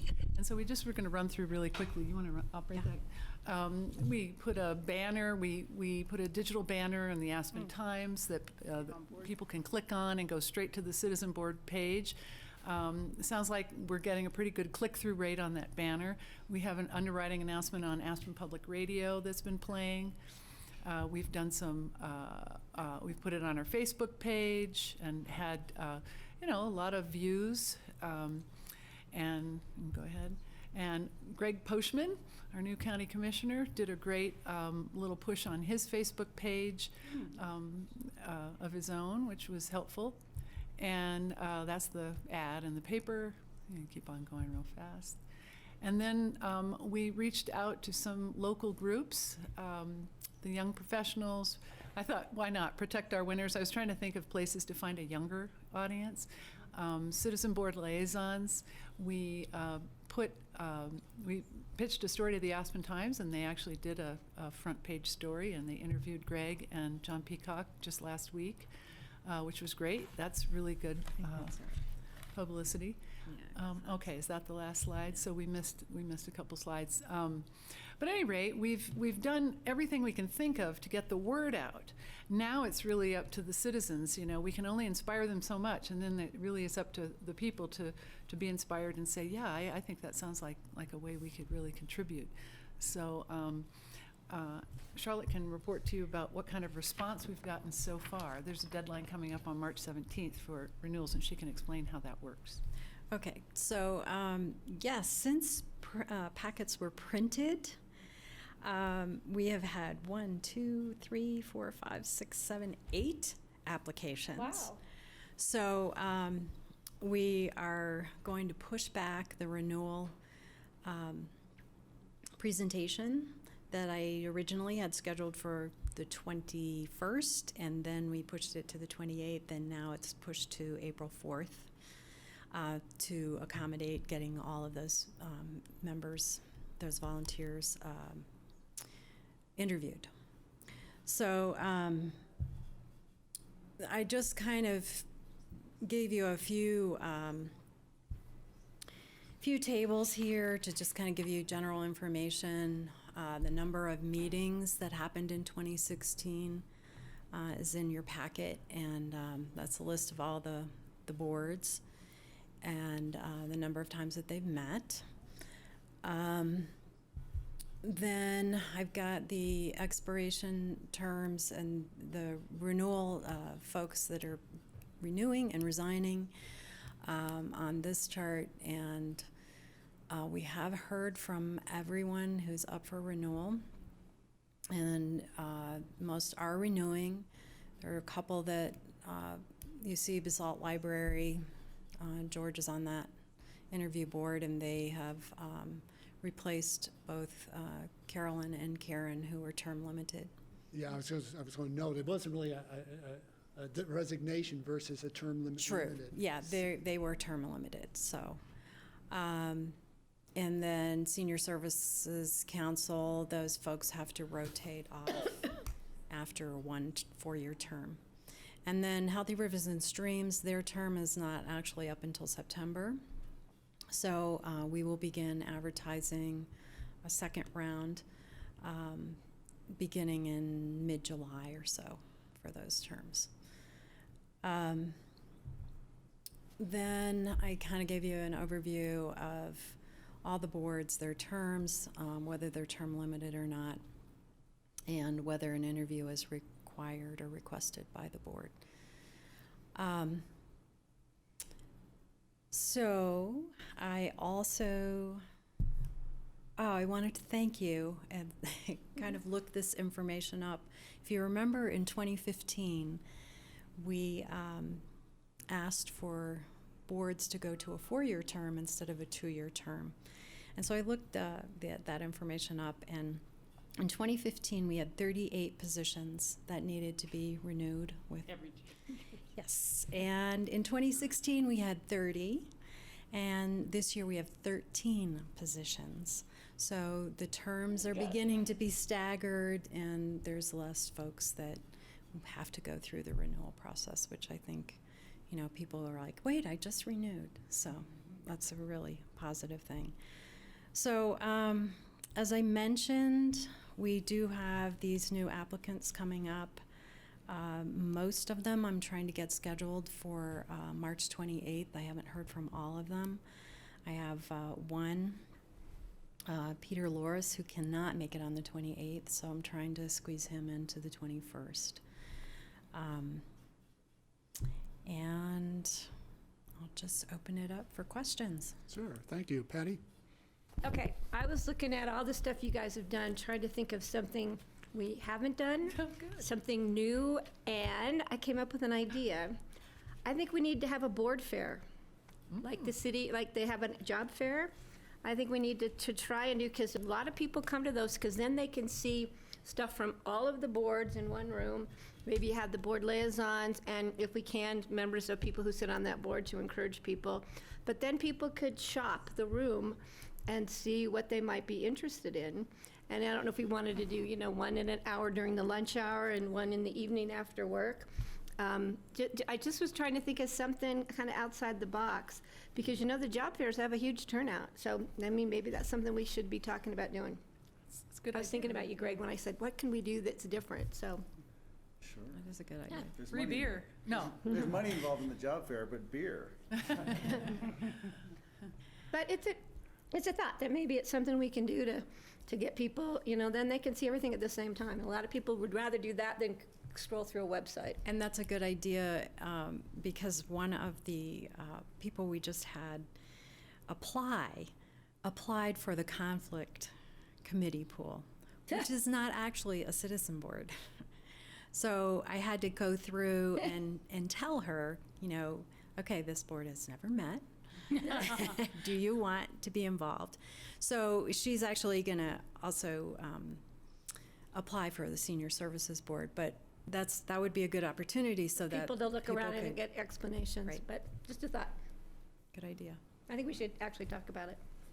Yeah, speaking of the conflict committee, I just find it it's great that they've never been called to meet, but on the other hand, it seems kind of strange that they've never met. And even if it's an update, even if it's a review, it seems to me that if we engage these people, how do we keep them engaged? And I talked to one of the conflict committee members who wasn't sure he was still on it.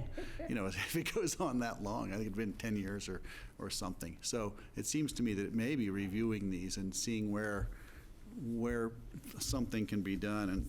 And thanks for giving us the update on the renewals, on how you've staggered the terms so it's not such an influx or an outflow. So we've got 13 renewals this year, is that you said? Yes. But how many vacancies do we still have? Don't we have about 20-something vacancies? 22 or something like that. Right. Senior Services Council is allowed to have a lot of members, and so that makes up a lot of our vacancies because it's not full. Got it. So It seems to me if we've got 8 new apps, that's great. And I don't know what we had last year. Does this happen every year, or is it every 6 months? Like for Healthy Rivers, they're coming up in Depends August. on what boards are up. Will we be doing this again? Yeah, it all depends. this usually happens in April. Yeah, I'm just wondering how can we track our success or failure historically on bringing in new talent. And it sounds like we're off to a great start, and I appreciate everything you two have done on that. It's kind of been my pet project, but you guys took the ball and ran, and it's great because you got it done. And if I can do any more, or anybody else can, to try and encourage people. I've been getting suggestions from friends and calling people out of the blue, and I think a couple of them are going to come in and talk to you. Pete's one of them. Right, and I've had 2 or 3 others who have Has Kate said, come in yet? Did Kate come? Yeah, another one lady named Kate. We'll be in touch. Okay, yeah, just through the conflict committee. Yeah, just maybe there's a board fair, or maybe there's a board party, or there's something to celebrate these people who've been on these boards heroically. We actually Are they did used to have a citizen board picnic in the fall. We tried to do it in off-season, but there were so many people that were traveling during that time, and so it was hard to pick a date that everyone could come. So this past year, the decision was made to take that funding that was used for that and split it among the boards and let them do their own parties and that kind of thing. Got it. The last thing I was going to bring up is just that it would be great to have some other talisman of recognition. If you're going to be on a board for an X number of years, you get the pin or the belt buckle or the something. You know, people in this valley seem to really love having their ski passes. I always think of the ski pass in the old days was such an emblem of their localness. You know, being on a citizens board should be the same. Like, you should be able to say, hey, I served for 20 years and they gave me this belt buckle or whatever it is. The T-shirt. The T-shirt, yeah. Just thinking, just as a suggestion. Rachel? You know, I really like the suggestion of a certificate of participation or a value or something like that. I do know that the city does an annual thank you cocktail party. They're fortunate to have the facilities of the Wheeler Opera House, and they can have it at the second floor of the Wheeler Opera House. And people who are on the boards can go to whatever movie that night for free, and other members of the public pay. It's interesting because I think way back, and I went to a thank you party the county had at the Snowmass Center before I ran for anything, because I was on the Pickens County Open Space and Trails, or not Open Space and Trails, but Wildlife Advisory Task Force. And so it was a good deal, and the city used to do the same. And then as recessions hit and budgets tightened, it changed.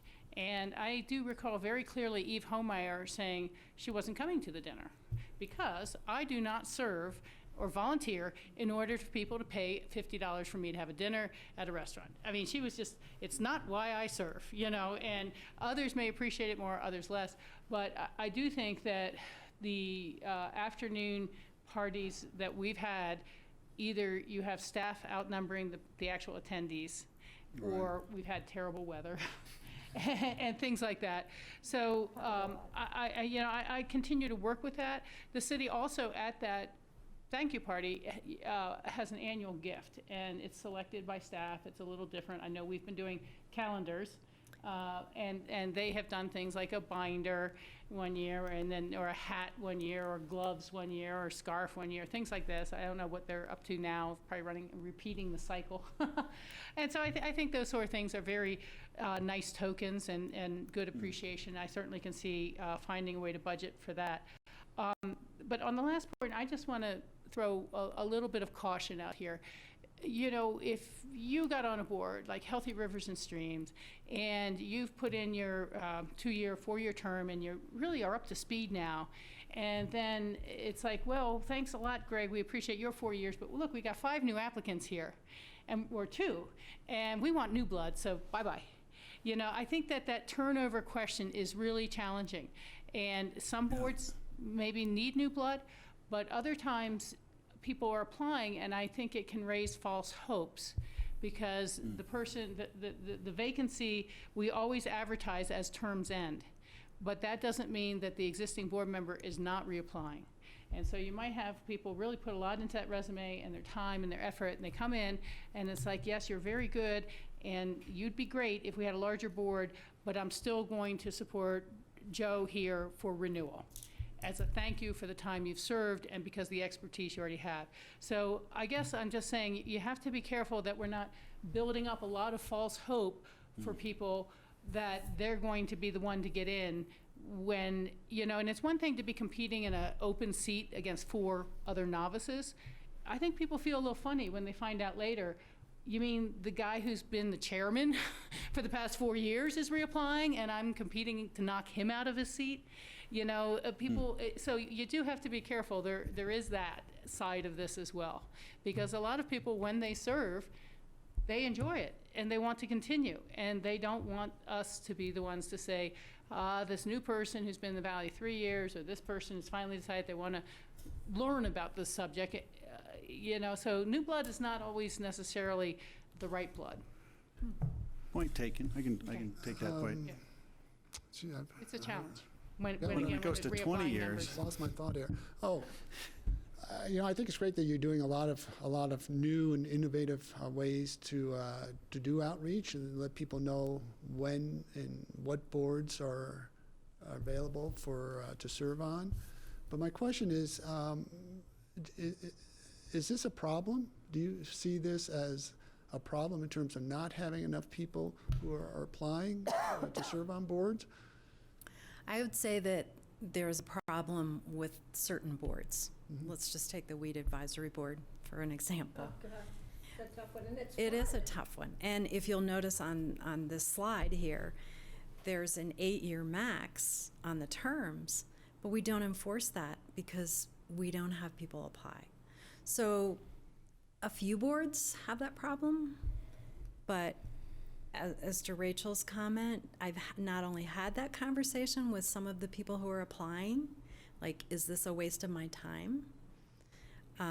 So we have a lot of people who renew. So then would it be an idea to focus on boards that are in need of volunteers, such as a weed board, and do some special outreach? Because I don't think people realize how exciting weeds are. What if we change the name? Video with Steve Child, and I got fired up about the situation. No, I learned a lot about invasive species and how domestic plants so I take just over wonder, the wild plants. as you're doing sort of a generic outreach, when you know there's specific areas like the weed board, to do some specific promos, and perhaps with some past board members in terms of why they have served and why they think it's such a valuable asset to be a part of that committee. So, It's a good idea. I think there's opportunities, but I guess I don't personally see this as being a problem for the county in general. I think we've got some, as we've noted, probably close to 100 or so citizens who do volunteer on our boards, which is great. And so there's just a few boards that need to be worked on, and that's what I would suggest. Could I propose we change the name of the Weed Advisory Board to the Obnoxious Botany Board or something? Something that's kind of more interesting or intriguing. The Botox board. Anyway, you sort of think about the different ideas. That's a fun board. People need to know it's a great board to be on. I mean, that was kind of my goal in life, was to be on the weed board. I mean, I clarified to my children which kind of weed we were on the board for. Yeah, I mean, years past, that board, they used to do actually tours, field trips, and those field trips were really popular in the years past, and they would do them up valley and down valley and snowmass. There was a lot of They took the participation. BOCC on a tour once, too, Well, they and still do, educated they us a still do little bit. weed pulls. They do organized weed pulls at different places. Yeah, well, weed pulls Melissa aren't Sever exciting. out It's at just Public Works is involved with, Yeah, Melissa. Right. with So we could doing stuff. I've seen that she. And the landfill. Well, there are a lot of people involved in agriculture in the valley now who are interested. Like I know I proposed to Ed and Vardy that he look at it, and some of his family and friends involved in the aspen tree, and the various groups are getting into farming. You'd think that would be an exciting topic for them, and I'll keep trying with them. But I'm just wondering, maybe it's just targeted outreach to these various people to let. I think the community needs to know that there are other people out there who would be interested too. I think it's always helpful to find out who would be interested in getting on and participating in some of these things. It's all important. It's all exciting. I think Rachel's point, well taken, just that, if somebody's been on 20 plus years, you start wondering. That's all. That was my motivation. Yeah. Thank you all for that. Thank you for indulging me in this. Okay. And just one more thing on the conflict committee pool. I have asked John Ely to kind of address that with all of you so that he can answer more questions, because that's in the Home Rule Charter, and he has more knowledge about what you can and can't do. I was trying to think, didn't we put a ballot question forward to eliminate We did, this and committee? and it did not pass. And I mean, it's a weird committee. It came out of the history of two board members who couldn't get along in public meetings. And so they created a conflict of interest board to resolve potential issues. conflicts that they were accusing each other of. And after, I suppose, they were term limited out, there hasn't been the issue or need since then. So. Yeah, but you know, the headlines, I can see the headline, county votes to eliminate conflict resolution. It's like when the If it when was the Senate conflict did of that. interest, I mean, Right. conflict of ethics, but it's just, Just conflict resolution, yeah. Okay, well, thank you, Charlotte and Pat, for coming up. Two very long-time locals here, these two. yeah, there we go. We don't get to see Aspen you High now. School. I've known them both since Pat childhood. likes to volunteer to check out the condition of all the trail systems throughout the county on her bicycle. Right. She does that all the Is time. there a committee for that? Yeah, that'd be a good thing. Thank you. So we're a little ahead of ourselves now, which is always a good thing. We're scheduled for a break at 2:45. Yeah, I'm sorry, yeah. On the library board, you're going to have 2 applicants today. Yes. There is another applicant now. Okay. Since I put the packet together. Okay, great. Let's see, so we have interviews at 3 o'clock, so we could take a longer break now or just try to jump into some future agendas? What would? So let's jump into future agendas, John. I'm gonna make this really easy for you guys. Just a reminder, our retreat will be on March 13th and 14th. Just an update on our panel discussion. And unfortunately, Western Resource Advocates was not able to provide a speaker for us. But Scott Fitzwilliams has agreed to join us on the panel. So Great. we've That'd be rounded great. out our panel. Right. And we may have another guest speaker from the Aspen Institute that joins us for a few minutes. We're still trying to get that coordinated. We're open 8 to 8:30 for breakfast? Yeah. 8 to 8:30 for breakfast. We'll get started at 8:30 on both days. The first day, I'd imagine we'll wrap up between 4 and 4:30, depending on our conversation. And the second day is posted until 2 o'clock. Really, it depends on how your conversation goes. There's really quite a bit of time set aside that second day for board conversation. John, you know, I'm just looking at this letter that you sent us to the panel members. Mm-hmm. And you have the panel scheduled for March 13th from 12 to 1 o'clock. Oh, shoot, should have been 12 to 2. I will send a correction. Thank you. And then we even talked about even perhaps needing a little more time, so, but we definitely is Yeah. 12 to 2, so. I will send a correction. Thank you for catching that. Yeah. Okay. Yeah, I had talked to them all on the phone to let them know it was 2 hours, and then Okay. yeah, good catch. Thank you, George. Do you have anything, I'm sorry, I interrupted. Anything else on future agendas? Patty? Yeah, I do. As John always knows. On work session on the 28th of March, we have another citizens board discussion. Are we going to have another one? Citizen board renewal discussion. It's on the 28th at 3:15. I believe that will, and I'll double check with Charlotte, who's Right, made with it the out of the interviews there or room. something? I think that's just to talk about the appointments and direction Okay. for resolution. And we have interviews that we're putting on that day too, so, Yeah. okay. I think that's the one she was just saying, she keeps pushing it back because more applications are coming in. Yeah. Right, This right. one said board renewal discussion, didn't say interviews, but. So that, and that would be the discussion, the interviews you had. So as we're getting more interviews scheduled, we'll Fill that in? back. Okay. Yeah. And then on that same day, just as a reminder, that's an ACRA meeting day. Tuesday's the last yes. Tuesday of the month is ACRA. So if you don't want me in exec session, fine, but I'd really like to be there. Yeah. Because ACRA's from 8:30 to 10:30, and when Michael was there, we always started at 11. That's fine. What day is that, Patty? It's the 28th, and there's another one on the 25th of April. So March 28th. So if we start at 11, right? Start at 11 those 2 Tuesdays. Yeah, that's fine. Perfect, thank you. Other future agendas? I did notice, we talked about this, John, but it may have just been an oversight on, added additional commissioner meetings on April 18th. We have on Friday, April 21, Colorado Bark Beetle Committee is listed, and I thought we decided not to list all these extraneous Right. meetings. We will get those removed. A lot of those were pre-populated a Yeah. year in Well, they're advance. set So, up so yeah, far. so we'll make sure you get That's those fine. off. Anybody else have anything on future agendas? This is Rachel? a really small one, but I noticed that on our last regular meeting agenda, the public comment section had been moved back up to say, please limit your comments to 5 minutes. And we had moved that back down to 3 minutes. You know, if you had 5 people come in for 5 minutes each, you know, it would be a little more lengthy, and they tend to take more than the 3 anyhow. But it was just our last meeting agenda. It had moved back out to 5. Right, I see that. Okay. Thank you.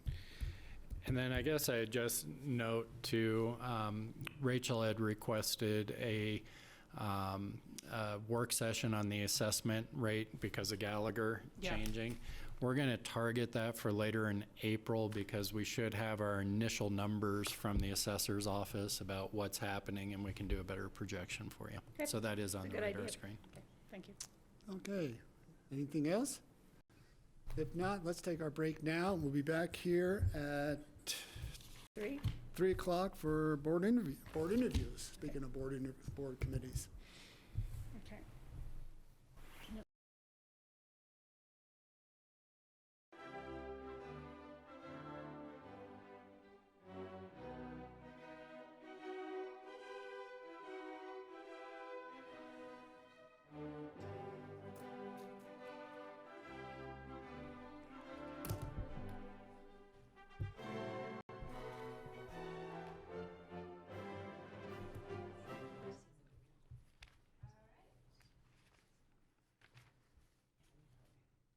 Thank you. We're on to a couple citizen board interviews for the library. And first is Ashley Connolly. Welcome. Why don't you come on up to the table, please? Right here? That will work. Right. Hi. I don't know if you know everybody here. Hi, I'm Patty. Hi. Greg. Hi. George.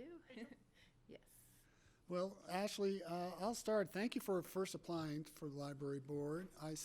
Looking at your resume, I see you are very actively involved in many different boards in the community, plus your own private practice. So why would you want to add the library board on, given everything that you're currently doing?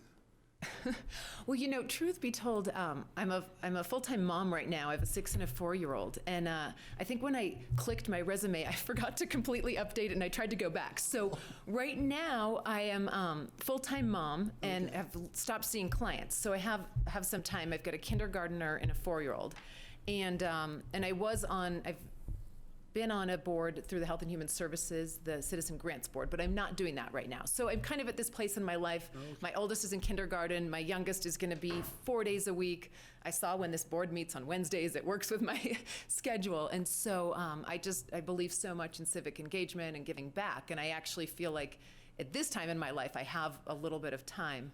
And I love the library, you know, as a mom especially. I mean, I love it as for me, but it's just wonderful. And I thought, I don't know what the board's like right now, but I don't know if there's many in sort of my demographic with young kids. And so I just feel passionate about giving back. And I actually do have more time than maybe my resume let on. Yeah. And I'm an author too, so that's kind of fun too, how it fits in with the library. How do you like the new children's room? Oh, we love it. We love it. Although just everything about it, the space, the librarians, how the books are arranged so that kids can see them better. And of course, they love the play area, although they get thrown off because sometimes the costumes are out, sometimes they're not. But it keeps them wanting to come back because they never know. It's, they don't keep everything out all the time. But and the little nooks are really special reading places. My niece and nephew, who are a little bit older and are reading on their own, they just love going in those little nooks and reading.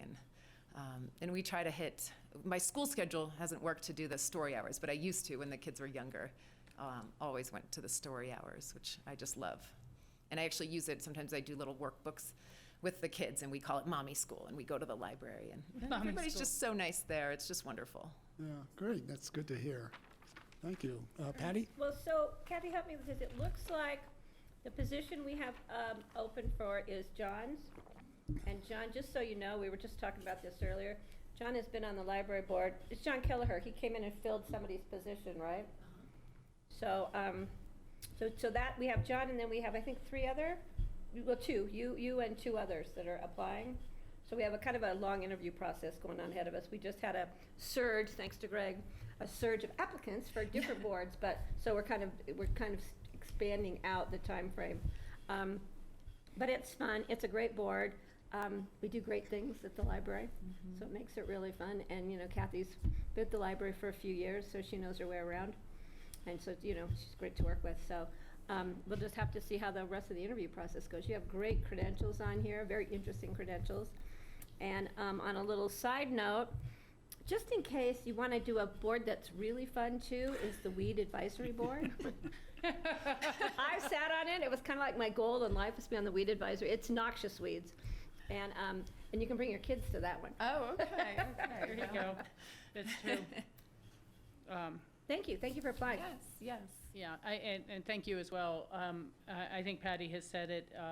We've discussed this a little bit, but it's always a challenging whenever terms are up, we advertise naturally, and sometimes the existing seat holder applies, and it creates a little bit, I don't know if I want to say an unfair playing field, but it's not as if it's an open seat and there's just applicants who haven't put some Right, time I in. just saw the ads in the paper and I thought, of course not. oh, So, I love the library. and we won't discuss this until after the rest We have have been the other interviewed. So let me ask you, what particular do you believe you would bring of value to the library board? Well, I was born and raised in Aspen, and I, left for a while, but I'm so passionate about this community. As a kid, when the library was on Main Street, I spent a lot of time there, and so I can see and then as a young adult, I didn't use it too much, but I do remember studying for my GRE here and, off and on. But, and then I think as a mom, I could give the perspective of what, young moms are looking for.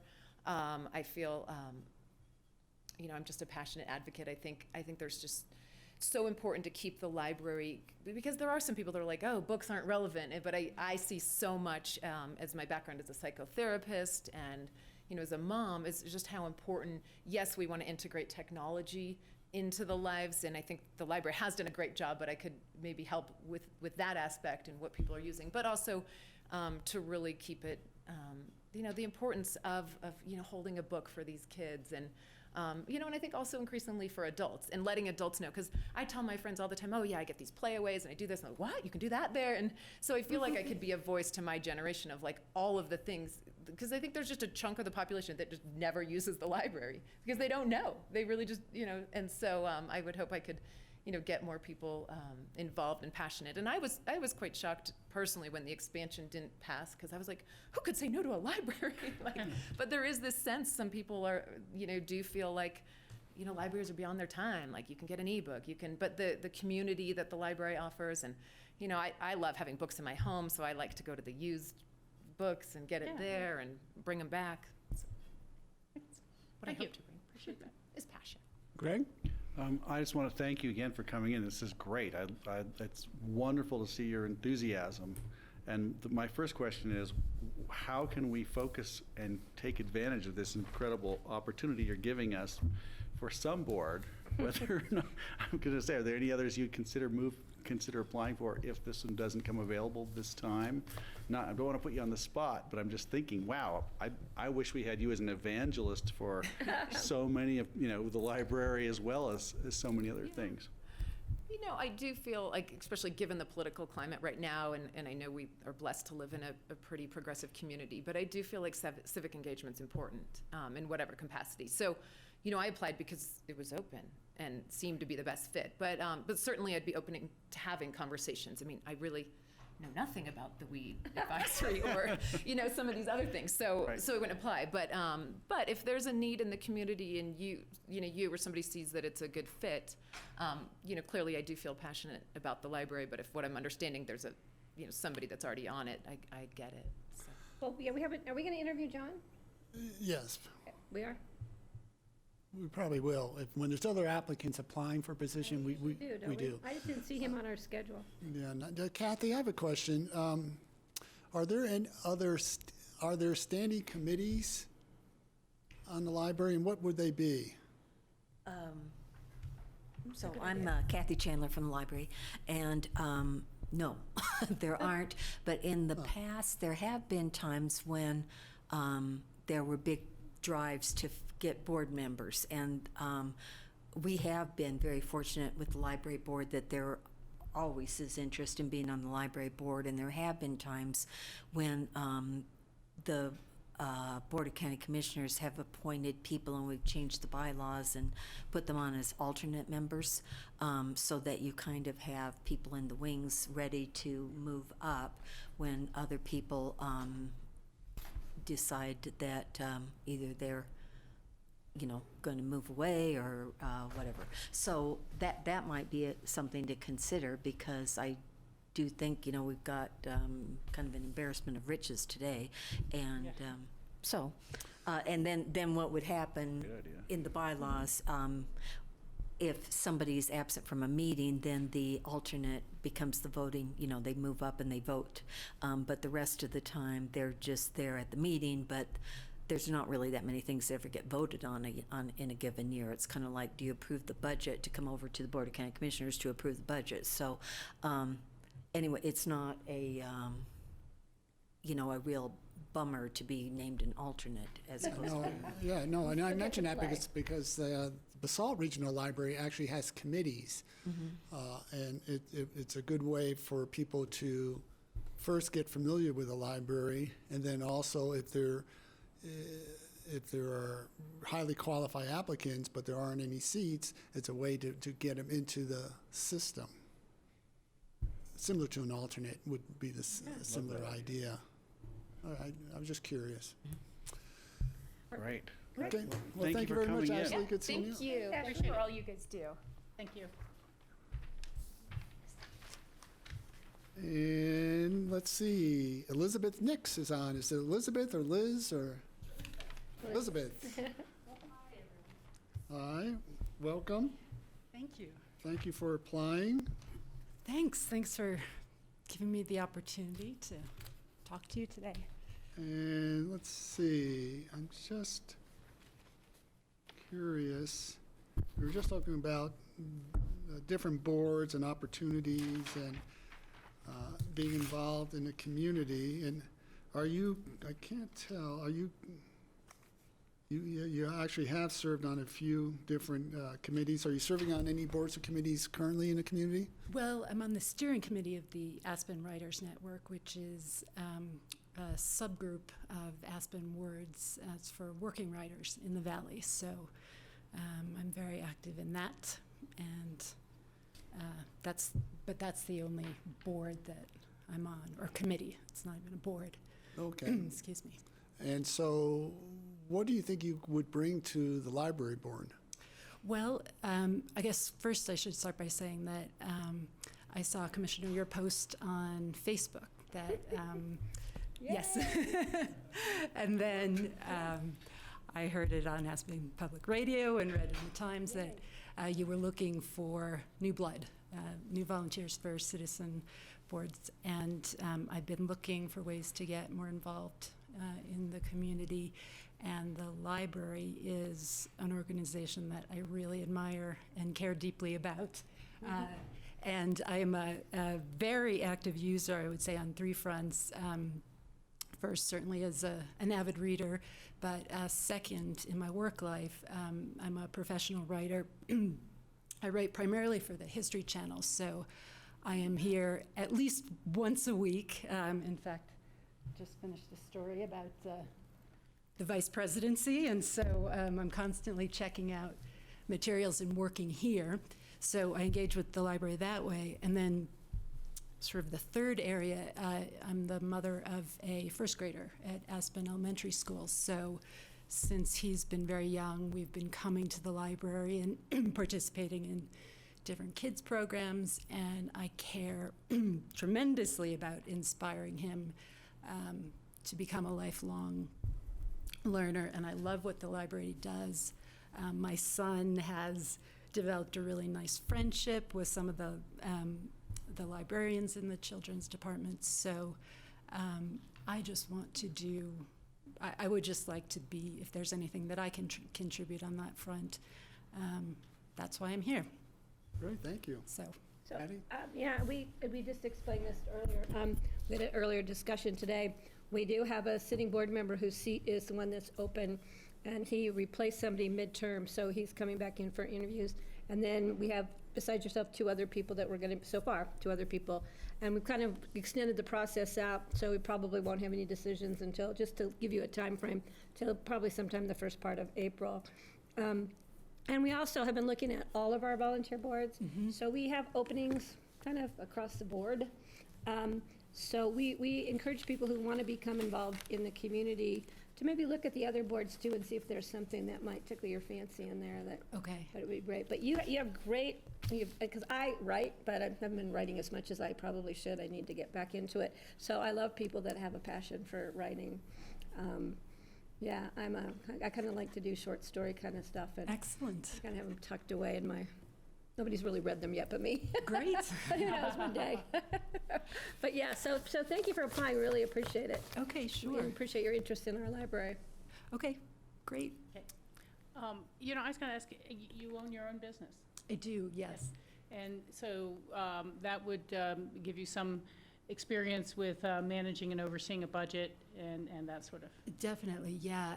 I have, in fact, my office is right in the U.S. Bank building, so right next door.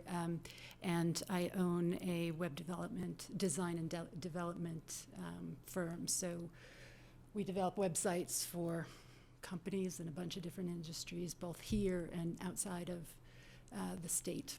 And yes, so I am the project manager and the content developer, and then I have partners who do the design and technical development work. Wow. Yeah, So. thank you. Just, I wanted to follow up on your History Channel. Sure. You're writing segments, historical segments for the programming? Or so I website? used to work for them years ago in New York on staff, and since I've been out here, I'm an independent contractor, and for the past few years, I've been exclusively working for their digital department. So a ton of stuff for their website, and then doing content for some apps. But yeah, I mean, I write about sort of everything. When you pitch stories to them, I assume? I do. I pitch, and then they also just assign me Right. stuff. Oh, great. Yeah, so it's definitely interesting. Well, fantastic. I thank you for coming in, first of all. I'm so glad to hear that you saw it and you responded and you're stepping up. And what I'm trying to figure out is how can we find something, you know, that would intrigue you. The library board seems to be really popular, Kathy. And do they have free cookies and milk or something? What do you It's just Kathy's personal It's charm. just Kathy. Anyway, great job. They feed. Great job with that. And of course, we try to encourage you to join one of our advisory boards, if not this one. But I think it's a great idea to have alternates and people in the hopper so that we have a pool ready and able to come in. And I'd love to talk to you more about it, just about the other possibilities. And also my personal interest is I used to work for the History Channel as a producer. I'd produce short segments. I've done just a couple as a freelancer based here. So I've done one. I did one for the History Channel on Billy Fisk, who's one of our more interesting characters in the beginning of skiing in Aspen. I'll tell you about him sometime. Excellent, yeah. Yeah, but thank you. Yeah, it's great to see you come in here. I'm hoping we get all these board positions filled up, and then we'll see where it goes from there. Okay. Thank you, Elizabeth. All right, thank you for your time. Thanks so much. Tell them about your dad, Elizabeth. Bob? Is your dad Bob, Nick? Yes, yes. Okay. That's what I kind of, we've known. He's a great reader. Yes, he is a great reader. Yes. Very good. Thank you. He used to be on the library board. Oh, okay. Yes. There you go. So is your family from here? No, my dad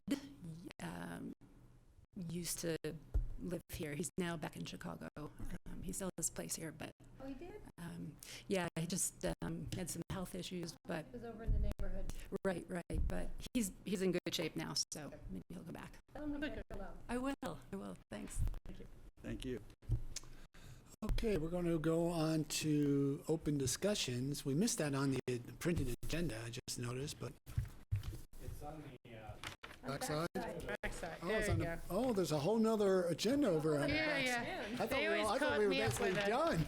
Yeah, no. Bummer. You know, just before we leave that point, George, I've always wanted to see if we couldn't find a way to shorten the introduction and then the upcoming regular meeting items. I mean, we take 4 sentences or 4 lines to describe that. And so if we could shorten those up a little bit, we probably could get everything on the front side of an agenda. Yeah, I didn't realize there was a backside. There you go. I was wondering. You gotta teach George how to use I did. That happened So to I me. guess, That happened to me I guess too. we're not going to open discussion. We're Oh, the going agenda, to, oh, he didn't see we're it. going to facilities update. George, Yeah, there we I go. would point out if you're using your iPad, you wouldn't have had to flip it over. I know, well, I had this in front, I had this in front of me. I've never, So we're running way ahead of schedule, and is Jody coming for the facilities update?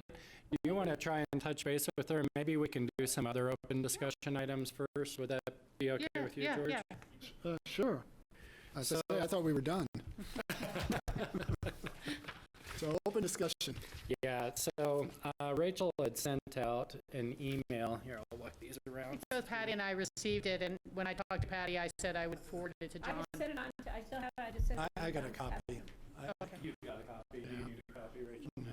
oh, yeah, I've got that. This is regarding the Redstone Castle. No, this is regarding transportation funding. Oh, transportation funding. Yeah, I saw we got that too. a letter, and, you know, it's a little bit, you can see how many people signed on. If we wanted to read it tonight, discuss it at the end of tomorrow's meeting, that's, you know, certainly more timely. But we were requested, do we want to sign on as a board or as individuals on these kind of transportation principles? And, yeah, I had sent, oddly enough, an email to John and George before to say, you know, it might be really worthwhile for us to have a conversation about what principles we would want to see in a state transportation funding bill in order to support it. And I've heard that, it was more that I heard that other counties are doing that, and they're just trying to, rather than wait to see what the legislature throw out, kind of see, okay, well, what would we really want to see in it, and then compare that to what they do throw out. Yeah, I actually, I must have deleted this one, so maybe I'll need a copy, John.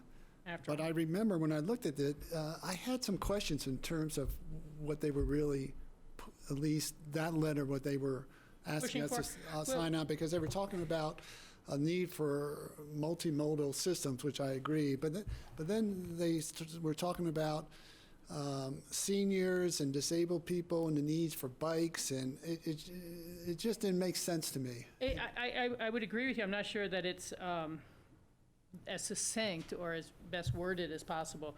But I think that part of the discussion at the state is you have some people who say, well, let's raise revenues, whether it's sales tax or gas tax, where, but only for roads. It's got to be only for roads.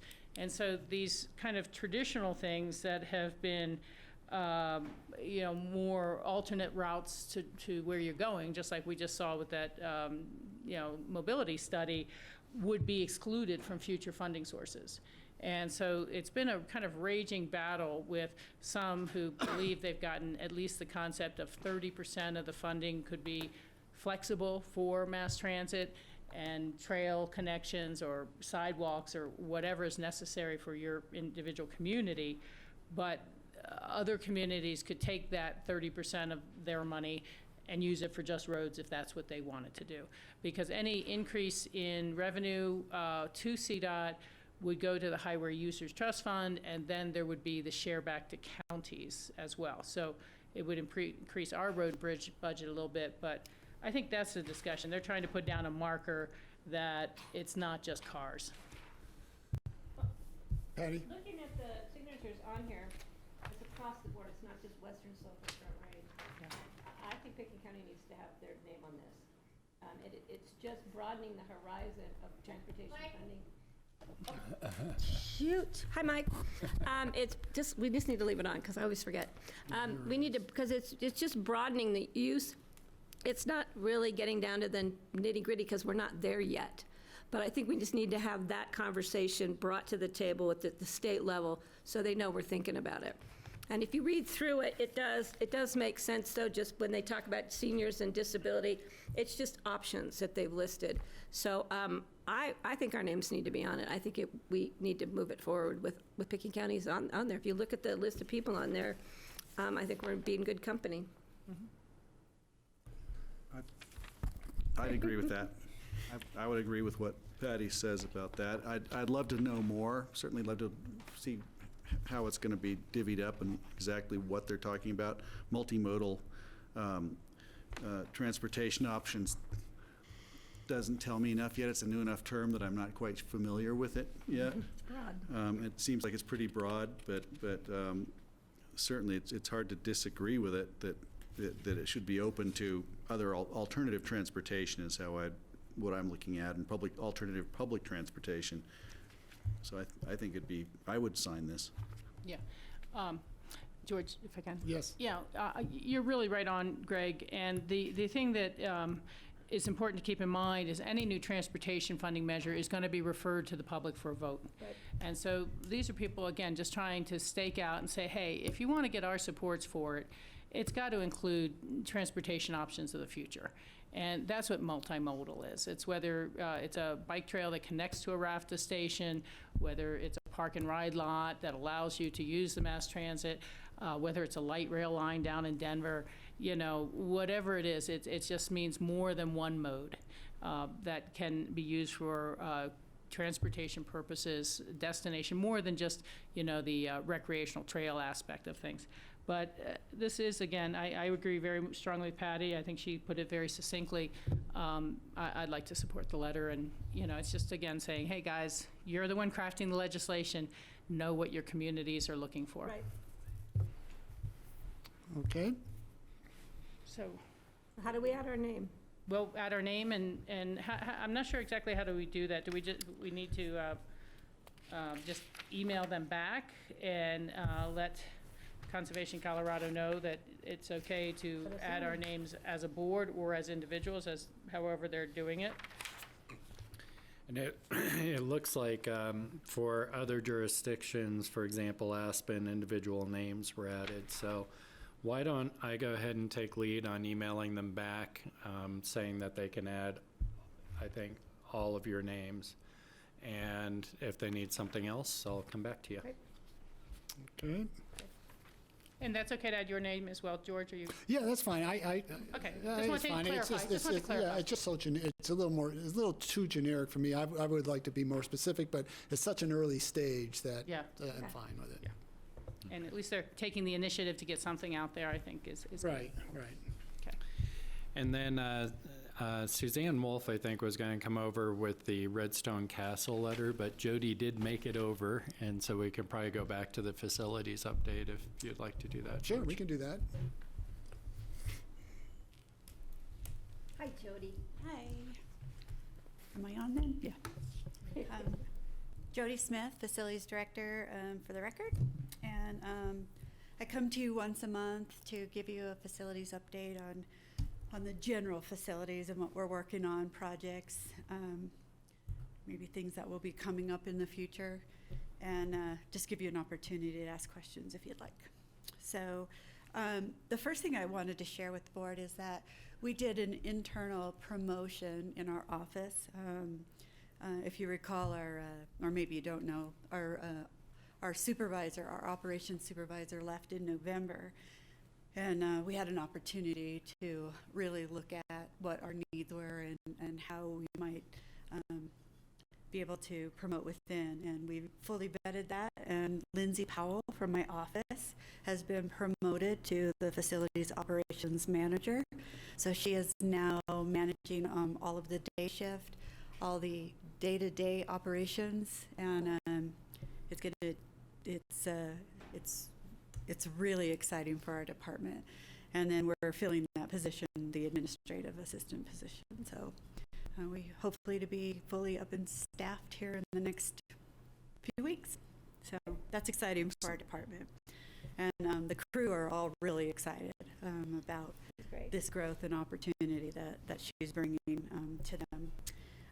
Some of the things that I'm working on as for projects is the jail chiller replacement. If you recall, we brought that to your attention that we were going to be going to design, so we've engaged that contract, and that will be in design for the next few weeks, and then we'll get it out to bid. I do have a initial cost of that replacement, and I'll be bringing that forward as we get that codified and know kind of what those costs are, if there's going to be budget supplementals or not.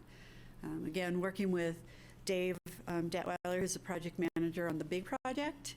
I do work with him and the FCI guys to make sure we're going to have access to put a new unit on the roof, all of that. The unit that we have now is over 25 years old. We've been having lots of issues with it.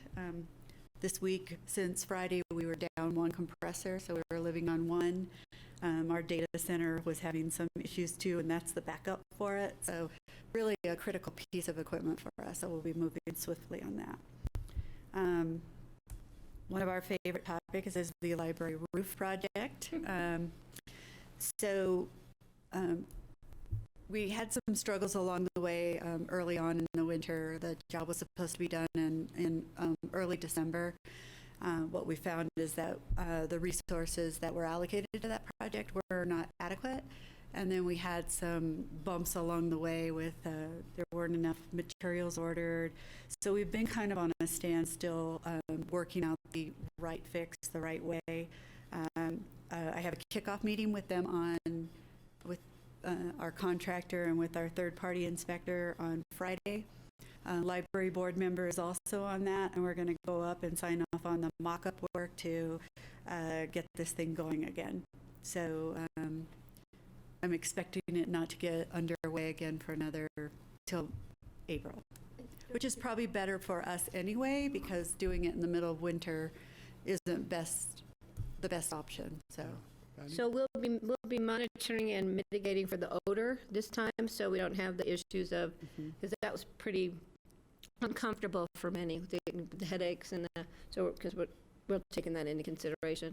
Yeah, and the areas that we're working on are not near that. Okay, great. So great. Yeah.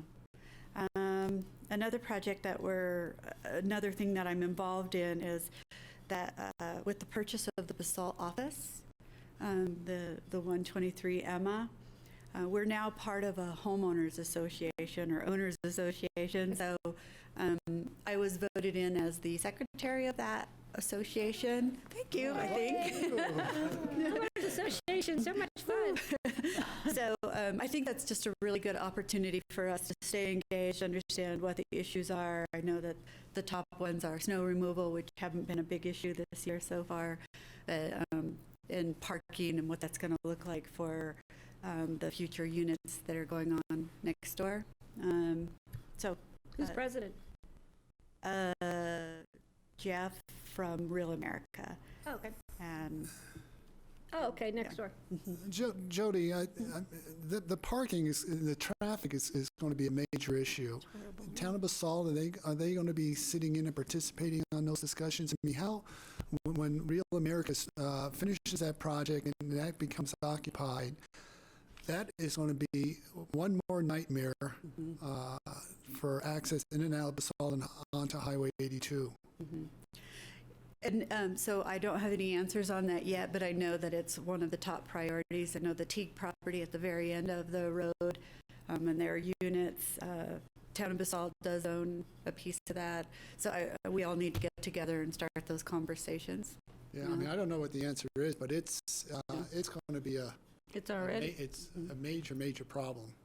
Commissioner Rich Englehart, Jody was out of town. We had our first organizational meeting for this homeowners group, and BOCC, the city or the town of BOCC was at the table, and we invited them to actually be a part of that homeowners association, and they had taken the information back, and apparently they've decided not to be. But I can tell you that those exact concerns were raised, and they were taken into account, and so they're very aware of them. So. But it sounds like they aren't going to be a part of that association. I believe it's just going to be 3 members now. They were talking about 5 and adding BOCC to it. But it is 3 members, but also Teague was not part of that membership. So we're we're still kind of into some discussions if we bump that up to 5, but I think that's a good follow-up for us right up front, is to find out how Basalt is going to participate in those conversations and with that board. Yeah, they've got, I think there was a playground. They were talking about a playground next to this building, and there was talks of, well, maybe that's better served for parking.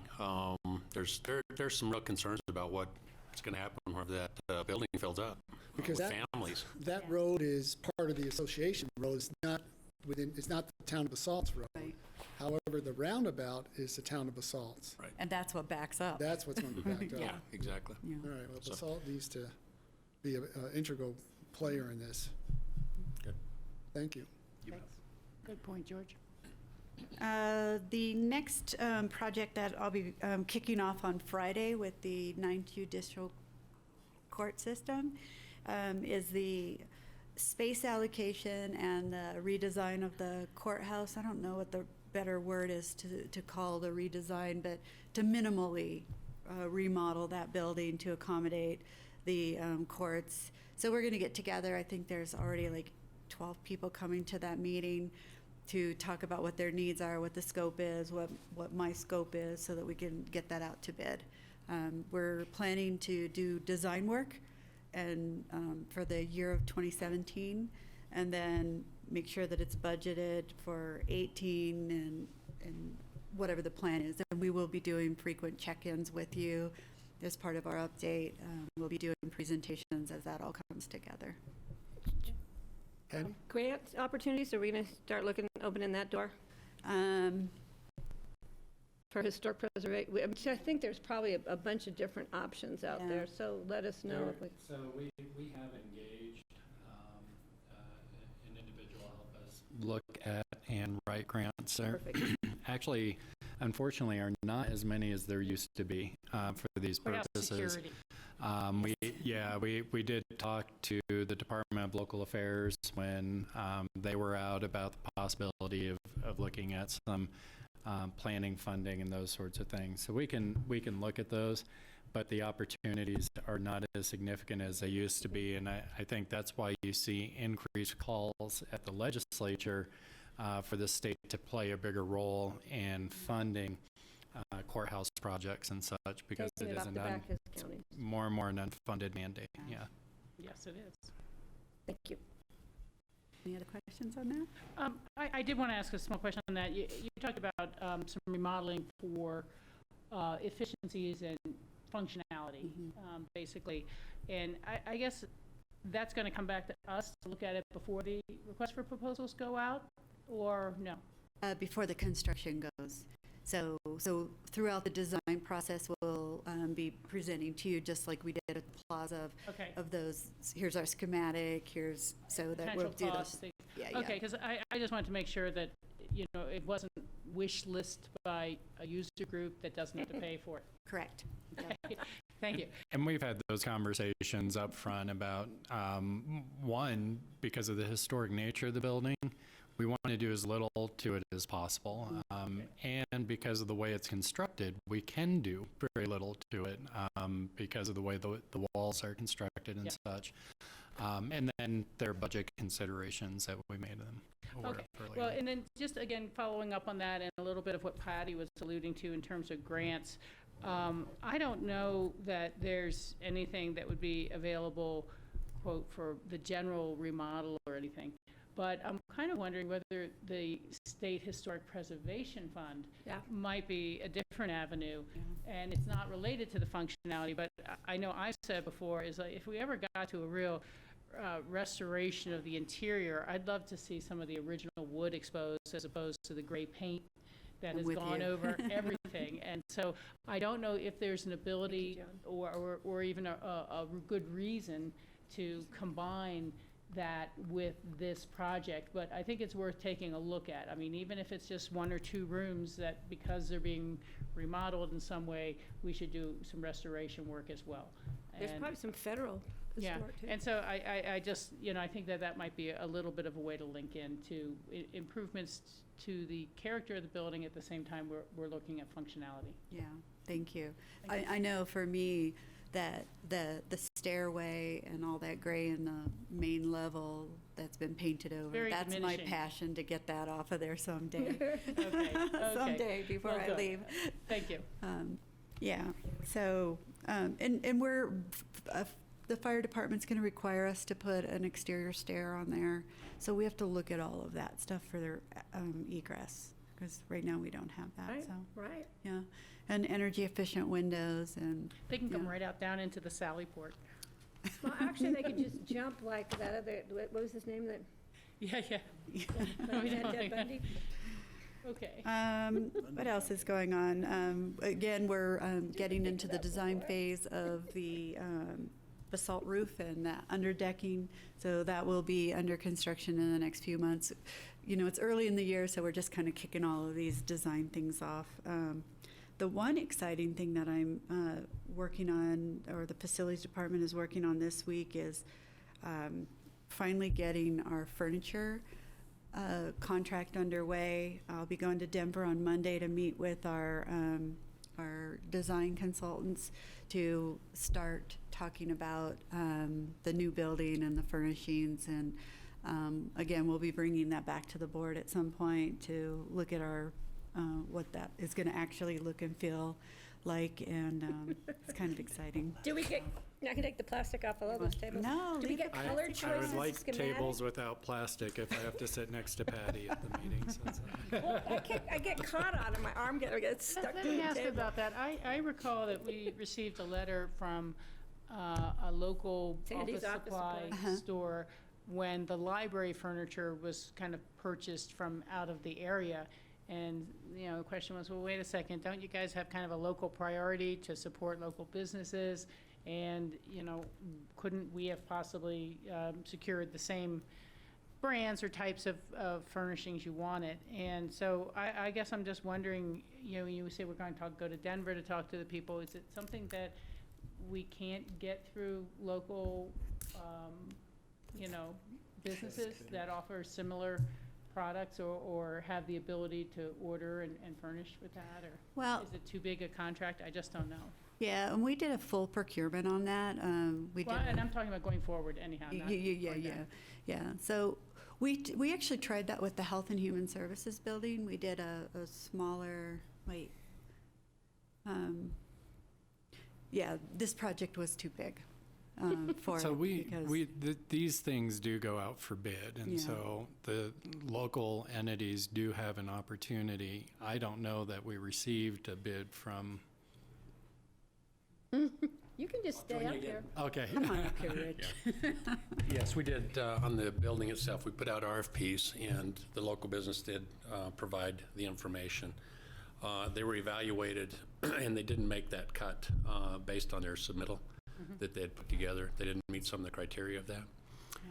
So we ended up narrowing it down to 3 different companies. One was out of Grand Junction, 2 were out of Denver area. But they had the opportunity, they responded to the RFP, so we did include them in that process. So. And then we did follow back up with them on the areas that they didn't meet, and had that meeting. So we haven't heard anything back, but they did have that opportunity. The process it went through, thank you. Yes, yeah. And we actually had the visioning team come in and do the interviews with the three that we moved forward, and it was unanimous on the selection. And it was also based on part of the delivery in the end. There's inventory controls that they'll help us in the out years. There's the design. It's Installation. Yeah, everything. it was a really big deal. So yeah. Thank you. I appreciate the information. And then lastly, the Health and Human Services renovation, moving along smoothly. We're on time. We're within the allocated funds that I pulled from other projects. And by April 4th or 5th, they should be in and in their space. So furniture should arrive, and we did buy that furniture from the Grand Junction office. And so that's coming in and on time, on schedule.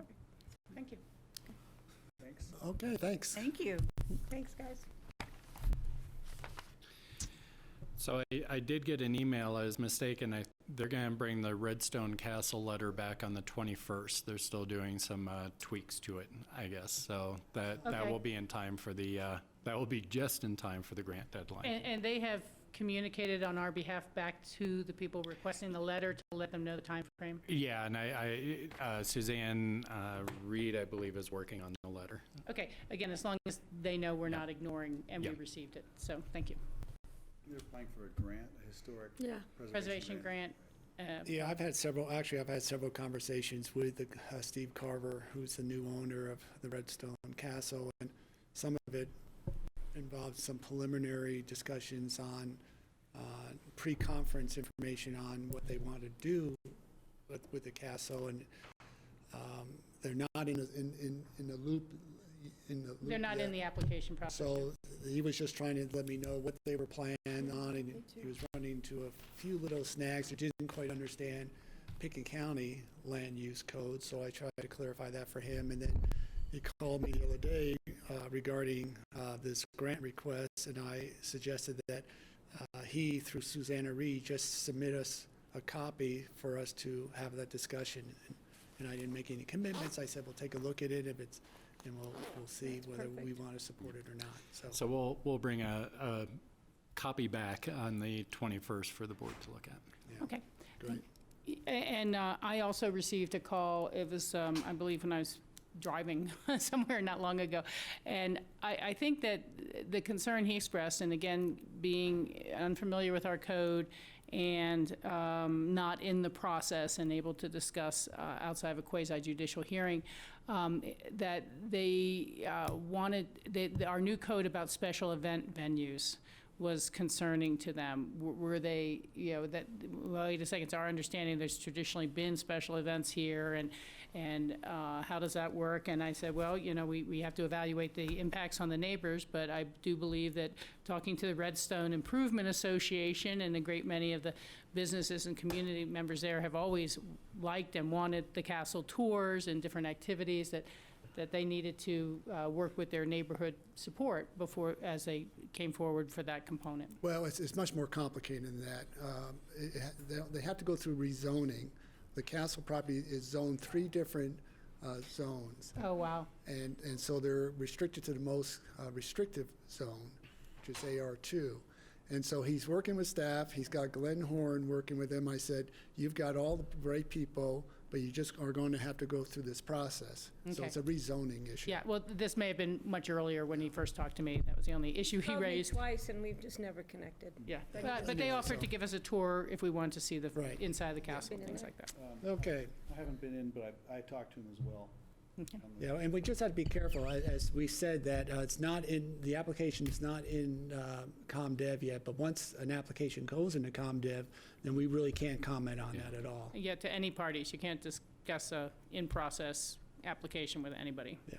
Just so I you know. did ask him where they were. Yeah, so that's always, because people will call you and you always say, well, are That's you the in the first process? question. That's the first question, because you just need to cut it off. Yeah. All right, Okay, John? thank you. Just a couple of other quick updates for you. Yesterday, the JBC did pass the $16.6 million for county admin. That has been an ongoing conversation. Of course, it has more process to go through, but that was a big step. That's a big step. And they also approved the child welfare allocations for additional statewide FTEs and such. So there is a lot of success on those 2 issues. I think were high priorities for CCI. Yes. I had that on my list. We want to, I think that was huge what they did for funding for counties. Do we want to, is it appropriate, Rachel, or to submit a letter or something thanking him? Sorry, we were I there in think spirit, I think should we wait? I think, well, you want to see the budget passed by the entire legislature so that it's solid and in there. CCI did send out the, numbers, phone numbers of people and emails if we want to send individual I thank saw that yous. on there. I think that might be more appropriate at this point. Carrie I'll Don. just send something to Millie. Yeah, Okay. and the other one, and I'm trying to think of the exact term, because they passed those 2, but there's a different proposal from the agency to pull back $4.4 million of unreimbursed funds or unallocated, there's some sort of something name, to balance the state budget for the agency. And so JBC was kind of breaking this apart. And so we all realized it's like, on the one hand here, we're going to give you this, and on the other hand, we're going to take some back here. And so that's why I'm thinking it might be a little premature to send a thank you letter till we. You were saying, what age, you're saying agency, what? Within the Health and Human Service realm. I was just talking about the money going to counties in general. Well, no, but I'm saying is that money is for county admin and child welfare, and this third pot of money is money that's currently going to counties for those same things that they're going to try to take some back. And the JBC has committed, and the Health and Human Service Agency has committed to try to look at other programs that help fund that agency, like Tobacco Free Colorado and this and that, to reduce their deficit shortfall. So until the two of those measures are combined, we really don't know how much more it's gonna come out. We're ahead of the game. But they have committed to try to minimize that take and shift it steadily over to the general fund over the years, but it's hard to say how that will happen. That's all I had for open discussion. And that was going to be my only thing I brought up. Anybody else for the open discussion? I don't think I have any open discussions. I actually had a question for you, Rachel. You sent us an email. I think it was regarding the new organization that you were involved in. That was great, by the way. Okay. And the question was, we could sign on supporting it individually, but not as boards. Well, no. It was more that the layout of the firm, Aponte and Balsam, would like to be able to say, here, this is our membership. These are who we are. Right. And because it is a little, it's a organization of both full county boards and then individual commissioners who have joined whose full county board may not. And some counties have, a different mix of red and blue or this or that. And so there are individuals who've said, yes, I'm a member. And I will, I have a constituent base in this county. My board as a whole is not joining, but I am. In terms of boards as a whole, Pickens County, Eagle County, Summit County, San Miguel County, I believe La Plata County, and a few others. And then the broader range is individuals who have said, this group will advance the types of things that I ran for and got elected for. And so although my board is not joining, I'm joining as an individual. So anyhow, that gets you to the layout of how were doing it. It was on the attachment that the representatives and all of us want to be very careful not to accidentally kind of say, well, just because 1 out of 3 members in this county is a member, that county as a whole is a member. And so that's why they were listing the names of the individual commissioners. So my question is, how do you become a member? I thought it was a fee-based organization. It is loosely we don't have a fee schedule, let me put it that way. We haven't been able to determine, and the individuals who are joining will be making an individual contribution out of their pocketbook, not out of their county coffers. But how will that be assessed? There is, I had mentioned this before, there really is not a true assessment formula this first year. So it's just like some counties are putting in 10,000, some are putting in 8. What they can, some are repurposing their former public lands contribution to CCI and contributing that way. It's just that get started effort to create more of that structure somehow based on your sales tax revenues and not your revenues. I understand that. My question or concern would be just the ability for an individual elected official to become a member, perhaps at a very minimum amount, and being carried by counties such as ours. Well, I guess part of it is you want to be able to represent a wider geographic constituency group or a more narrow constituent group. And those sort of questions haven't been answered. And I think it would be a loss to lose some of the expertise of those commissioners to say, no, I'm sorry, but until your board changes, you can't participate. And boards change every 2 years. You know, that's really part of the challenge. Yeah, John? And- We should see how it goes for a year. And so I think the good news for us is that Boulder's probably gone more at risk Way on more. this to try and get the startup going. And so this is one of those situations, and this happens a lot of times with organizations that, as you're getting started up, there will be a few leader organizations or such that are going to step up and probably fund the startup with, on the back end of that startup getting going, then having the conversation that you're talking about, George, which is now, are we still committed to this, and how do we more equitably distribute? I imagine that's on Boulder's radar screen for the future too. As I recall, the conversation kind of evolved because during that first organization meeting, there were individual commissioners or a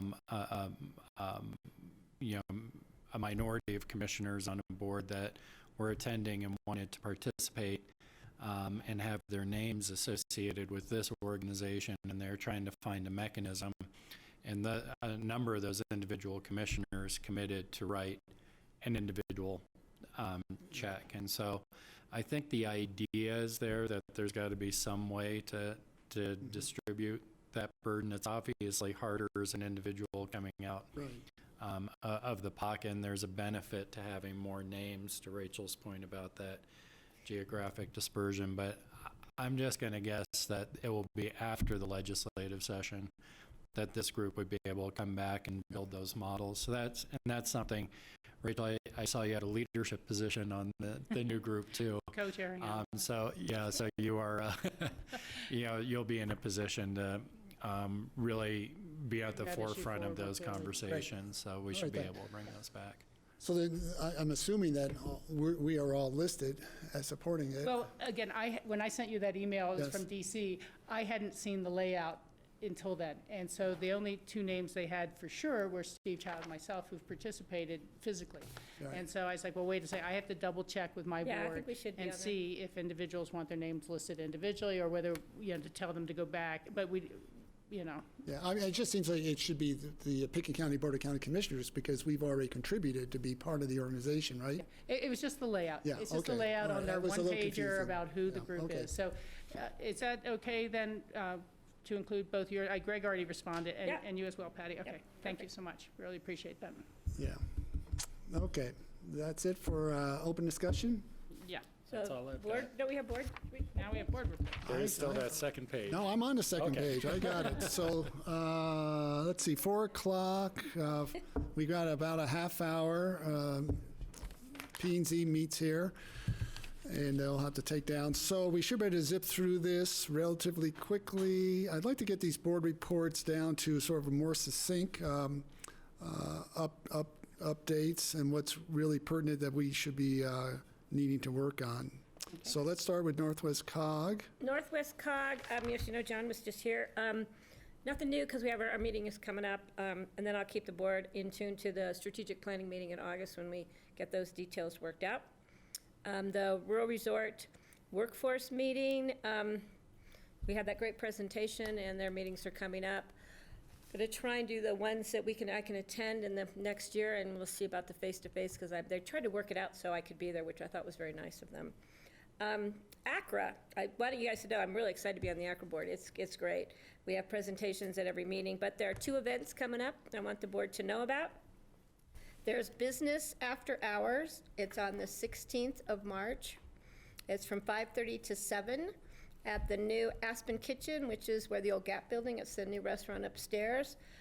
If you'd like to go, it's 925-1940, just to RSVP. There's no cost. So that'll be just a general meeting of ACRA. And then the community breakfast is coming up at the Door Hosier. That's on Thursday, April the 6th.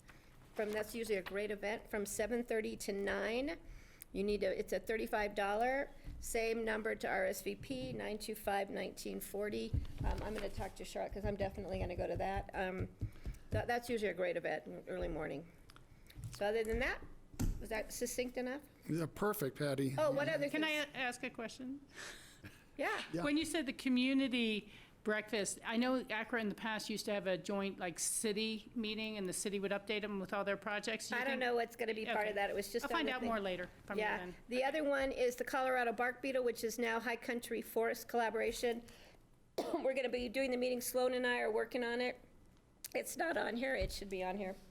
It's not.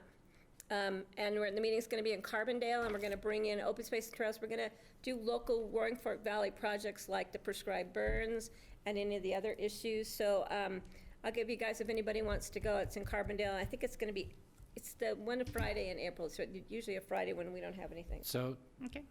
H, the board is asked that we not include those meetings. really? on But our that's on future future No, he just didn't want agendas, 'em written not on the on future board agendas. reports. Oh, I'm sorry, on board reports, I Yeah, I just on heard future something totally different. Okay. Sorry about Yeah. that, Patty. Oh, I wasn't supposed to say anything? You're taping my mouth. So anyway, I'll keep you guys posted on that meeting in Carbondale, because it would be of great interest to hear the updates of what the valley is doing for healthy forest. Good. Okay, thank you. Core with Clear and GCE, Garfield Clean Energy, just had a really good clean energy symposium the other day down in Glenwood. And we had speakers from around the state. We had participants from around the state. And it reminded me of a mini Our Day symposium. It was an Our Day symposium focused on local and regional ideas and ways to be able to collaborate and work better together. So it was really successful. That's great. And so that's about it with CORE. QQ. Yeah, I wasn't able to go to that just because my brother had just arrived in town, and I just got back from DC, but I did get over to the QQ meeting on Thursday of last week, and, we had some really good presentations on the invasive species and the continued struggles that we're all having getting the appropriate funding from the right people to actually pay for the boat inspections. We're going to be sending a more formal letter to the Bureau of Reclamation. We've sent it to our other reps before, but to say, hey, this is your contract water, these are your facilities, why are local communities the ones paying for the boat inspection program, to maintain their infrastructure? So that continues on, and there was a really, truly fascinating discussion about what's called the water transfer rule, and waters that are transferred from one body to another have a special exemption in the Clean Water Act that they are not responsible for any pollutants that they bring into the second body of water. And I've always heard of this more in terms of Grand Lake as being a component of the Colorado Big Thompson project, and they went from having a clarity in their lake where you could see down, 40 meters to now you can barely see down 12 feet. And it's the bringing in of algae and water temperature differences and problems with the mixing of water temperatures. And so currently the people there who use that system are not really obligated to fix the problem. And that is disputed by various lawsuits currently across the country. It may go to the Supreme Court. But what was really interesting, Peter Nichols was the attorney who's represented a great many of the water providers across the West, and he explained every single lawsuit all up and down the chain, and then why this is so very important. And he said, ultimately in Colorado, you probably have thousands of water transfers, whether it's just from one ditch system to another, or, and that if everybody had to be responsible for the existing, quote, contamination, it would just be almost impossible to add the right facilities for that. So that was kind of disappointing to hear, in that the only leverage you really have is potentially the goodwill of the other users of the system. The last thing would be to say there really was not too much legislation affecting water issues this session, or at least introduced so far. We reviewed the various positions we have taken as an organization. They're usually, presented as we're monitoring this until we have formal board direction or we believe our board will be supportive, but they're very clear that until we meet, they don't have clear lobbying direction. In particularly, you guys may remember the whole St. Jude's Ranch at Roaring Fork, water queue, about moving a water out for pescatorial purposes.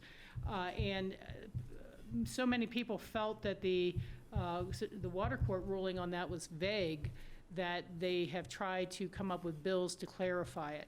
And so this last session, the bill to clarify it, it died.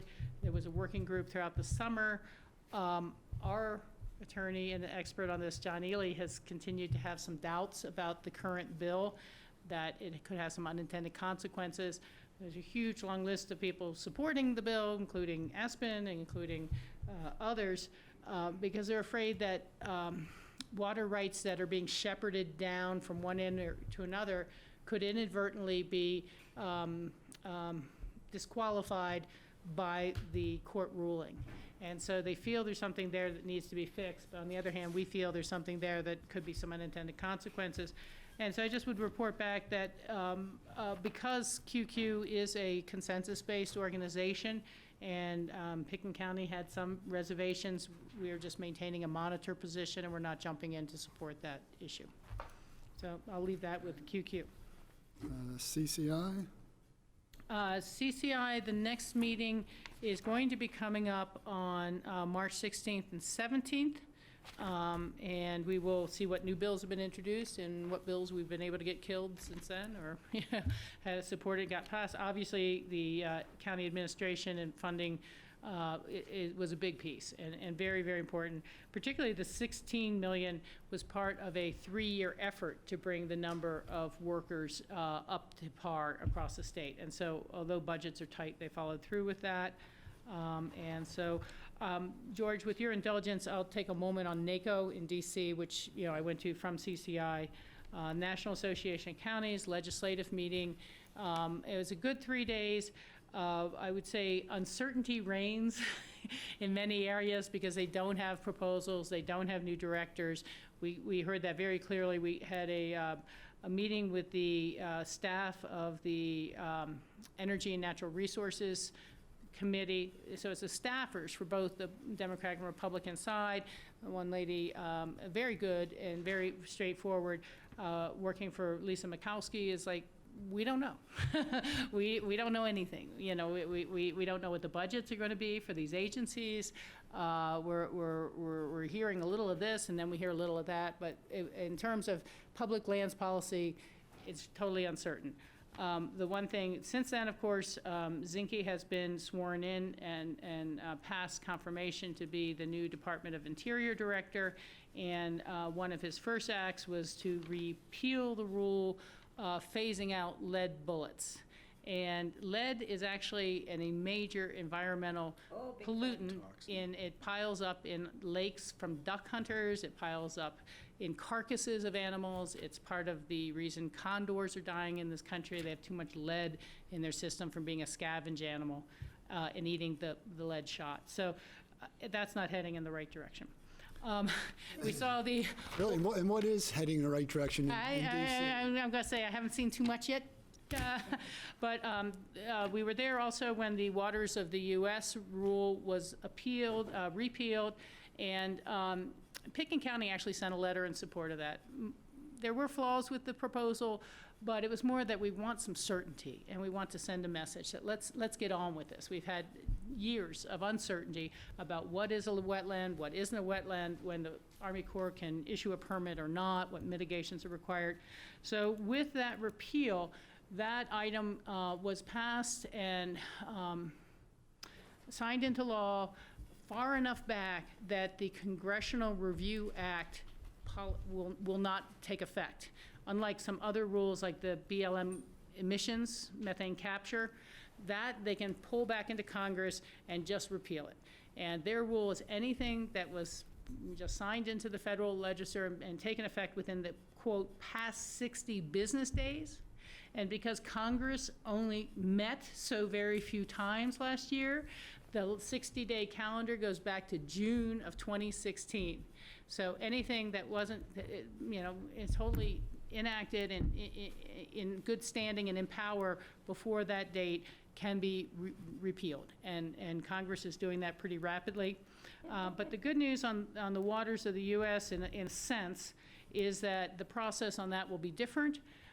The administration will have to do its own science, hold public meetings, come out with a draft new clean water rule of waters of the U.S., take public comment on that, refine it, and then release that draft as a final, and then defend it in court that it is superior to the older Obama waters of the U.S. rule.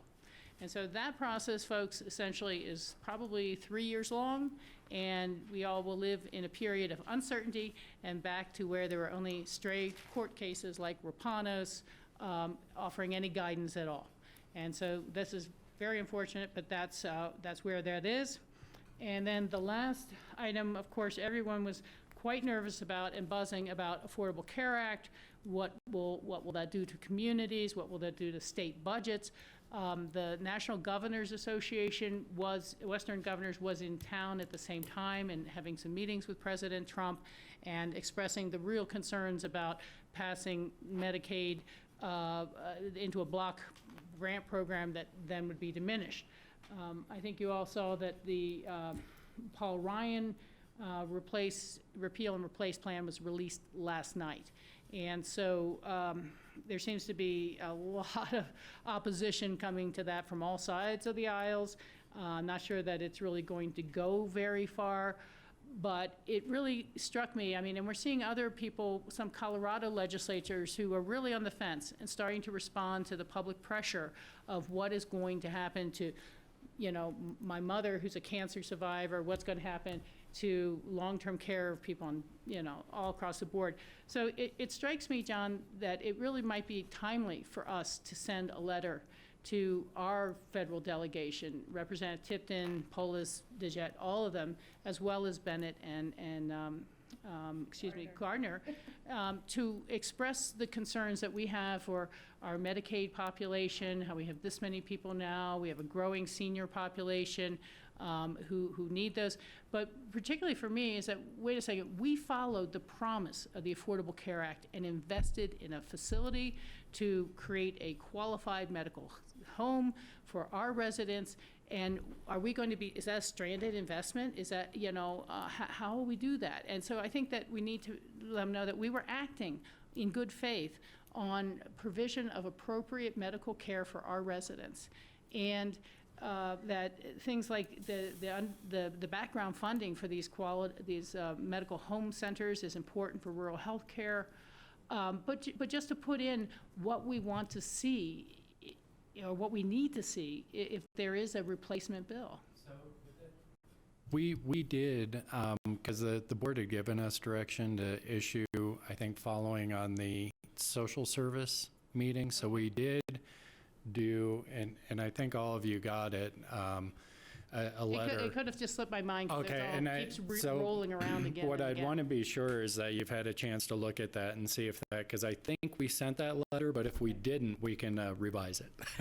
So we sent a letter on the Affordable Care Act. What was the date? It was February 24th. Yeah, we did because I signed it. Okay. And I just forwarded on to Nan, and I should have probably sent it to you. The Colorado Fiscal Institute just sent out a thing, I don't know if you guys get those, about the Affordable Care Act.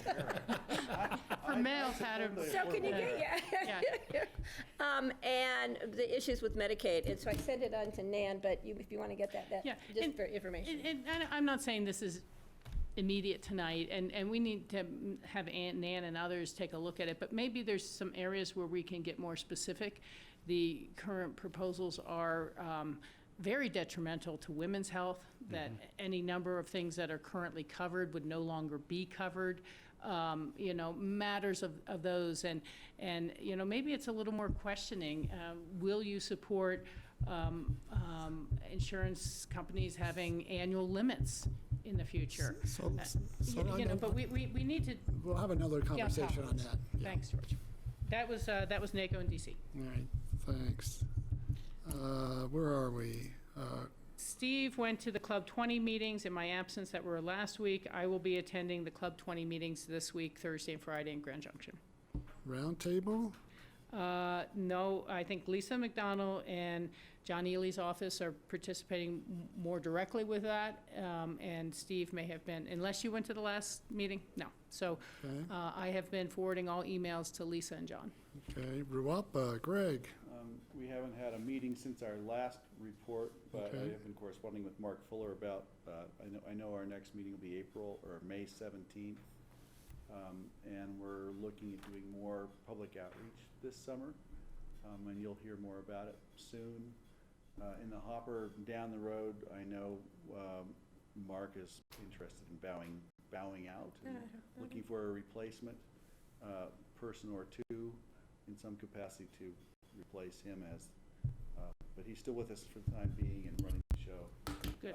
There was an interesting thing, Steve, whose name I forget, from Glenwood, councilman's term is ending, and because the RWAPA board is comprised of public elected officials, he's not going to be able to stay on the board from Glenwood, although they'd like to have him. So it's possible RWAPA may be changing our rules of membership somehow to accommodate someone like Steve.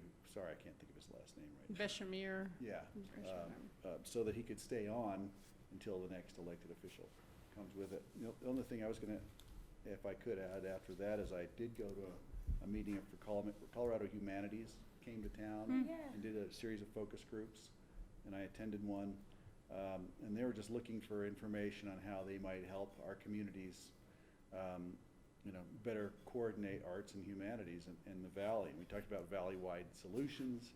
It was interesting to get the Carbondale people in the room with the Up Valley people, and there are some disparities there. It'd be useful to have more forums and dialogue. They used to be a grant-making organization, but I think their budget is now $700,000 a year, and they've stopped giving grants. So I'm not sure quite what they could do for us other than share the information they've gained from their other forums. And that's about it for me. I have to say I did attend the renewable energy conference that George helped put together and moderate, and I thought it was great. It was a very action-packed day with a lot of great information, and once again, a lot of people coming together who probably hadn't spent any time together in a room talking about, you know, fascinating new things coming down the pipe. One is you could tell me more about it, George, the wholesale pricing model for Holy Cross and the other electric providers going to a new system in the next couple of years that will possibly change the way we purchase and distribute power. Just a proposal they're looking at, sort of going from a regional system to a much broader, to maybe get lower rates, but who knows? Will that have to go through the PUC? Yeah, I don't know. It's a Holy Cross deal, utility, so. There was a couple takeaways I took from it. One where a group of school kids came from the 6th grade class from the Glenwood Community School, and they brought their projects, solar energy projects and all this stuff. They didn't have a chance to present, but maybe next year we were talking about trying to get them, because they were kind of inspiring, because it was kind of dry stuff for most people. And then there was one other thing that I've just forgotten. So we'll get to that later. There's a lot of enthusiasm among a younger generation that have came to that meeting. I thought it was fascinating to see the young business people who are there, who are excited about energy and how they can participate, and we can open things up. So, and that's it for me. All right, RAFTA, you heard the updated integrated transportation report.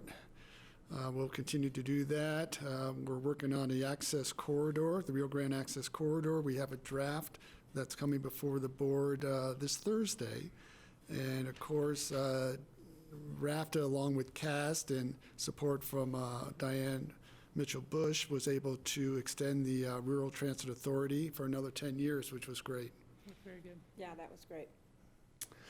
And that's it. Steve's out for senior council. There was not a NORDA council. Oh, there was a NORDA council meeting. We're talking about the issue with snowmass, trying to come up with a better way to better trail system that's really not being respected as a Nordic trail, with people walking, dogs walking, and it's kind of a mess out there. So we'll see how that progresses. TPR did not meet. And now I'm done. That's it, no page 3. Oh, there's that other page. So I think we're adjourned for the day. We'll see everybody here tomorrow at noon for our noon, yeah. regular meeting. Thank you, Grassroots. Thanks, Thank you. Grassroots. Very good. This is my daughter Willow. If you Hi, see Willow. Her, if you see her lurking in the background, glaring at me. For your patience. So Willow, you heard my daughter did not name her daughter Willow. She just had a granddaughter. She named her McPherson, and she was born on Valentine's Day. I don't know how that corresponds with McPherson, but She's fierce. Trevor calls her. Considered Will. Trevor calls her Fee. Amazing how quickly the names. Oh, I know. Willow, by the way, is the co-executive director of Kids Saving Elephants. Oh yeah, I know. That's what you're doing. Is so cool. The co-director. Yes, her sister. Oh. Isabella. Keeping it in the family.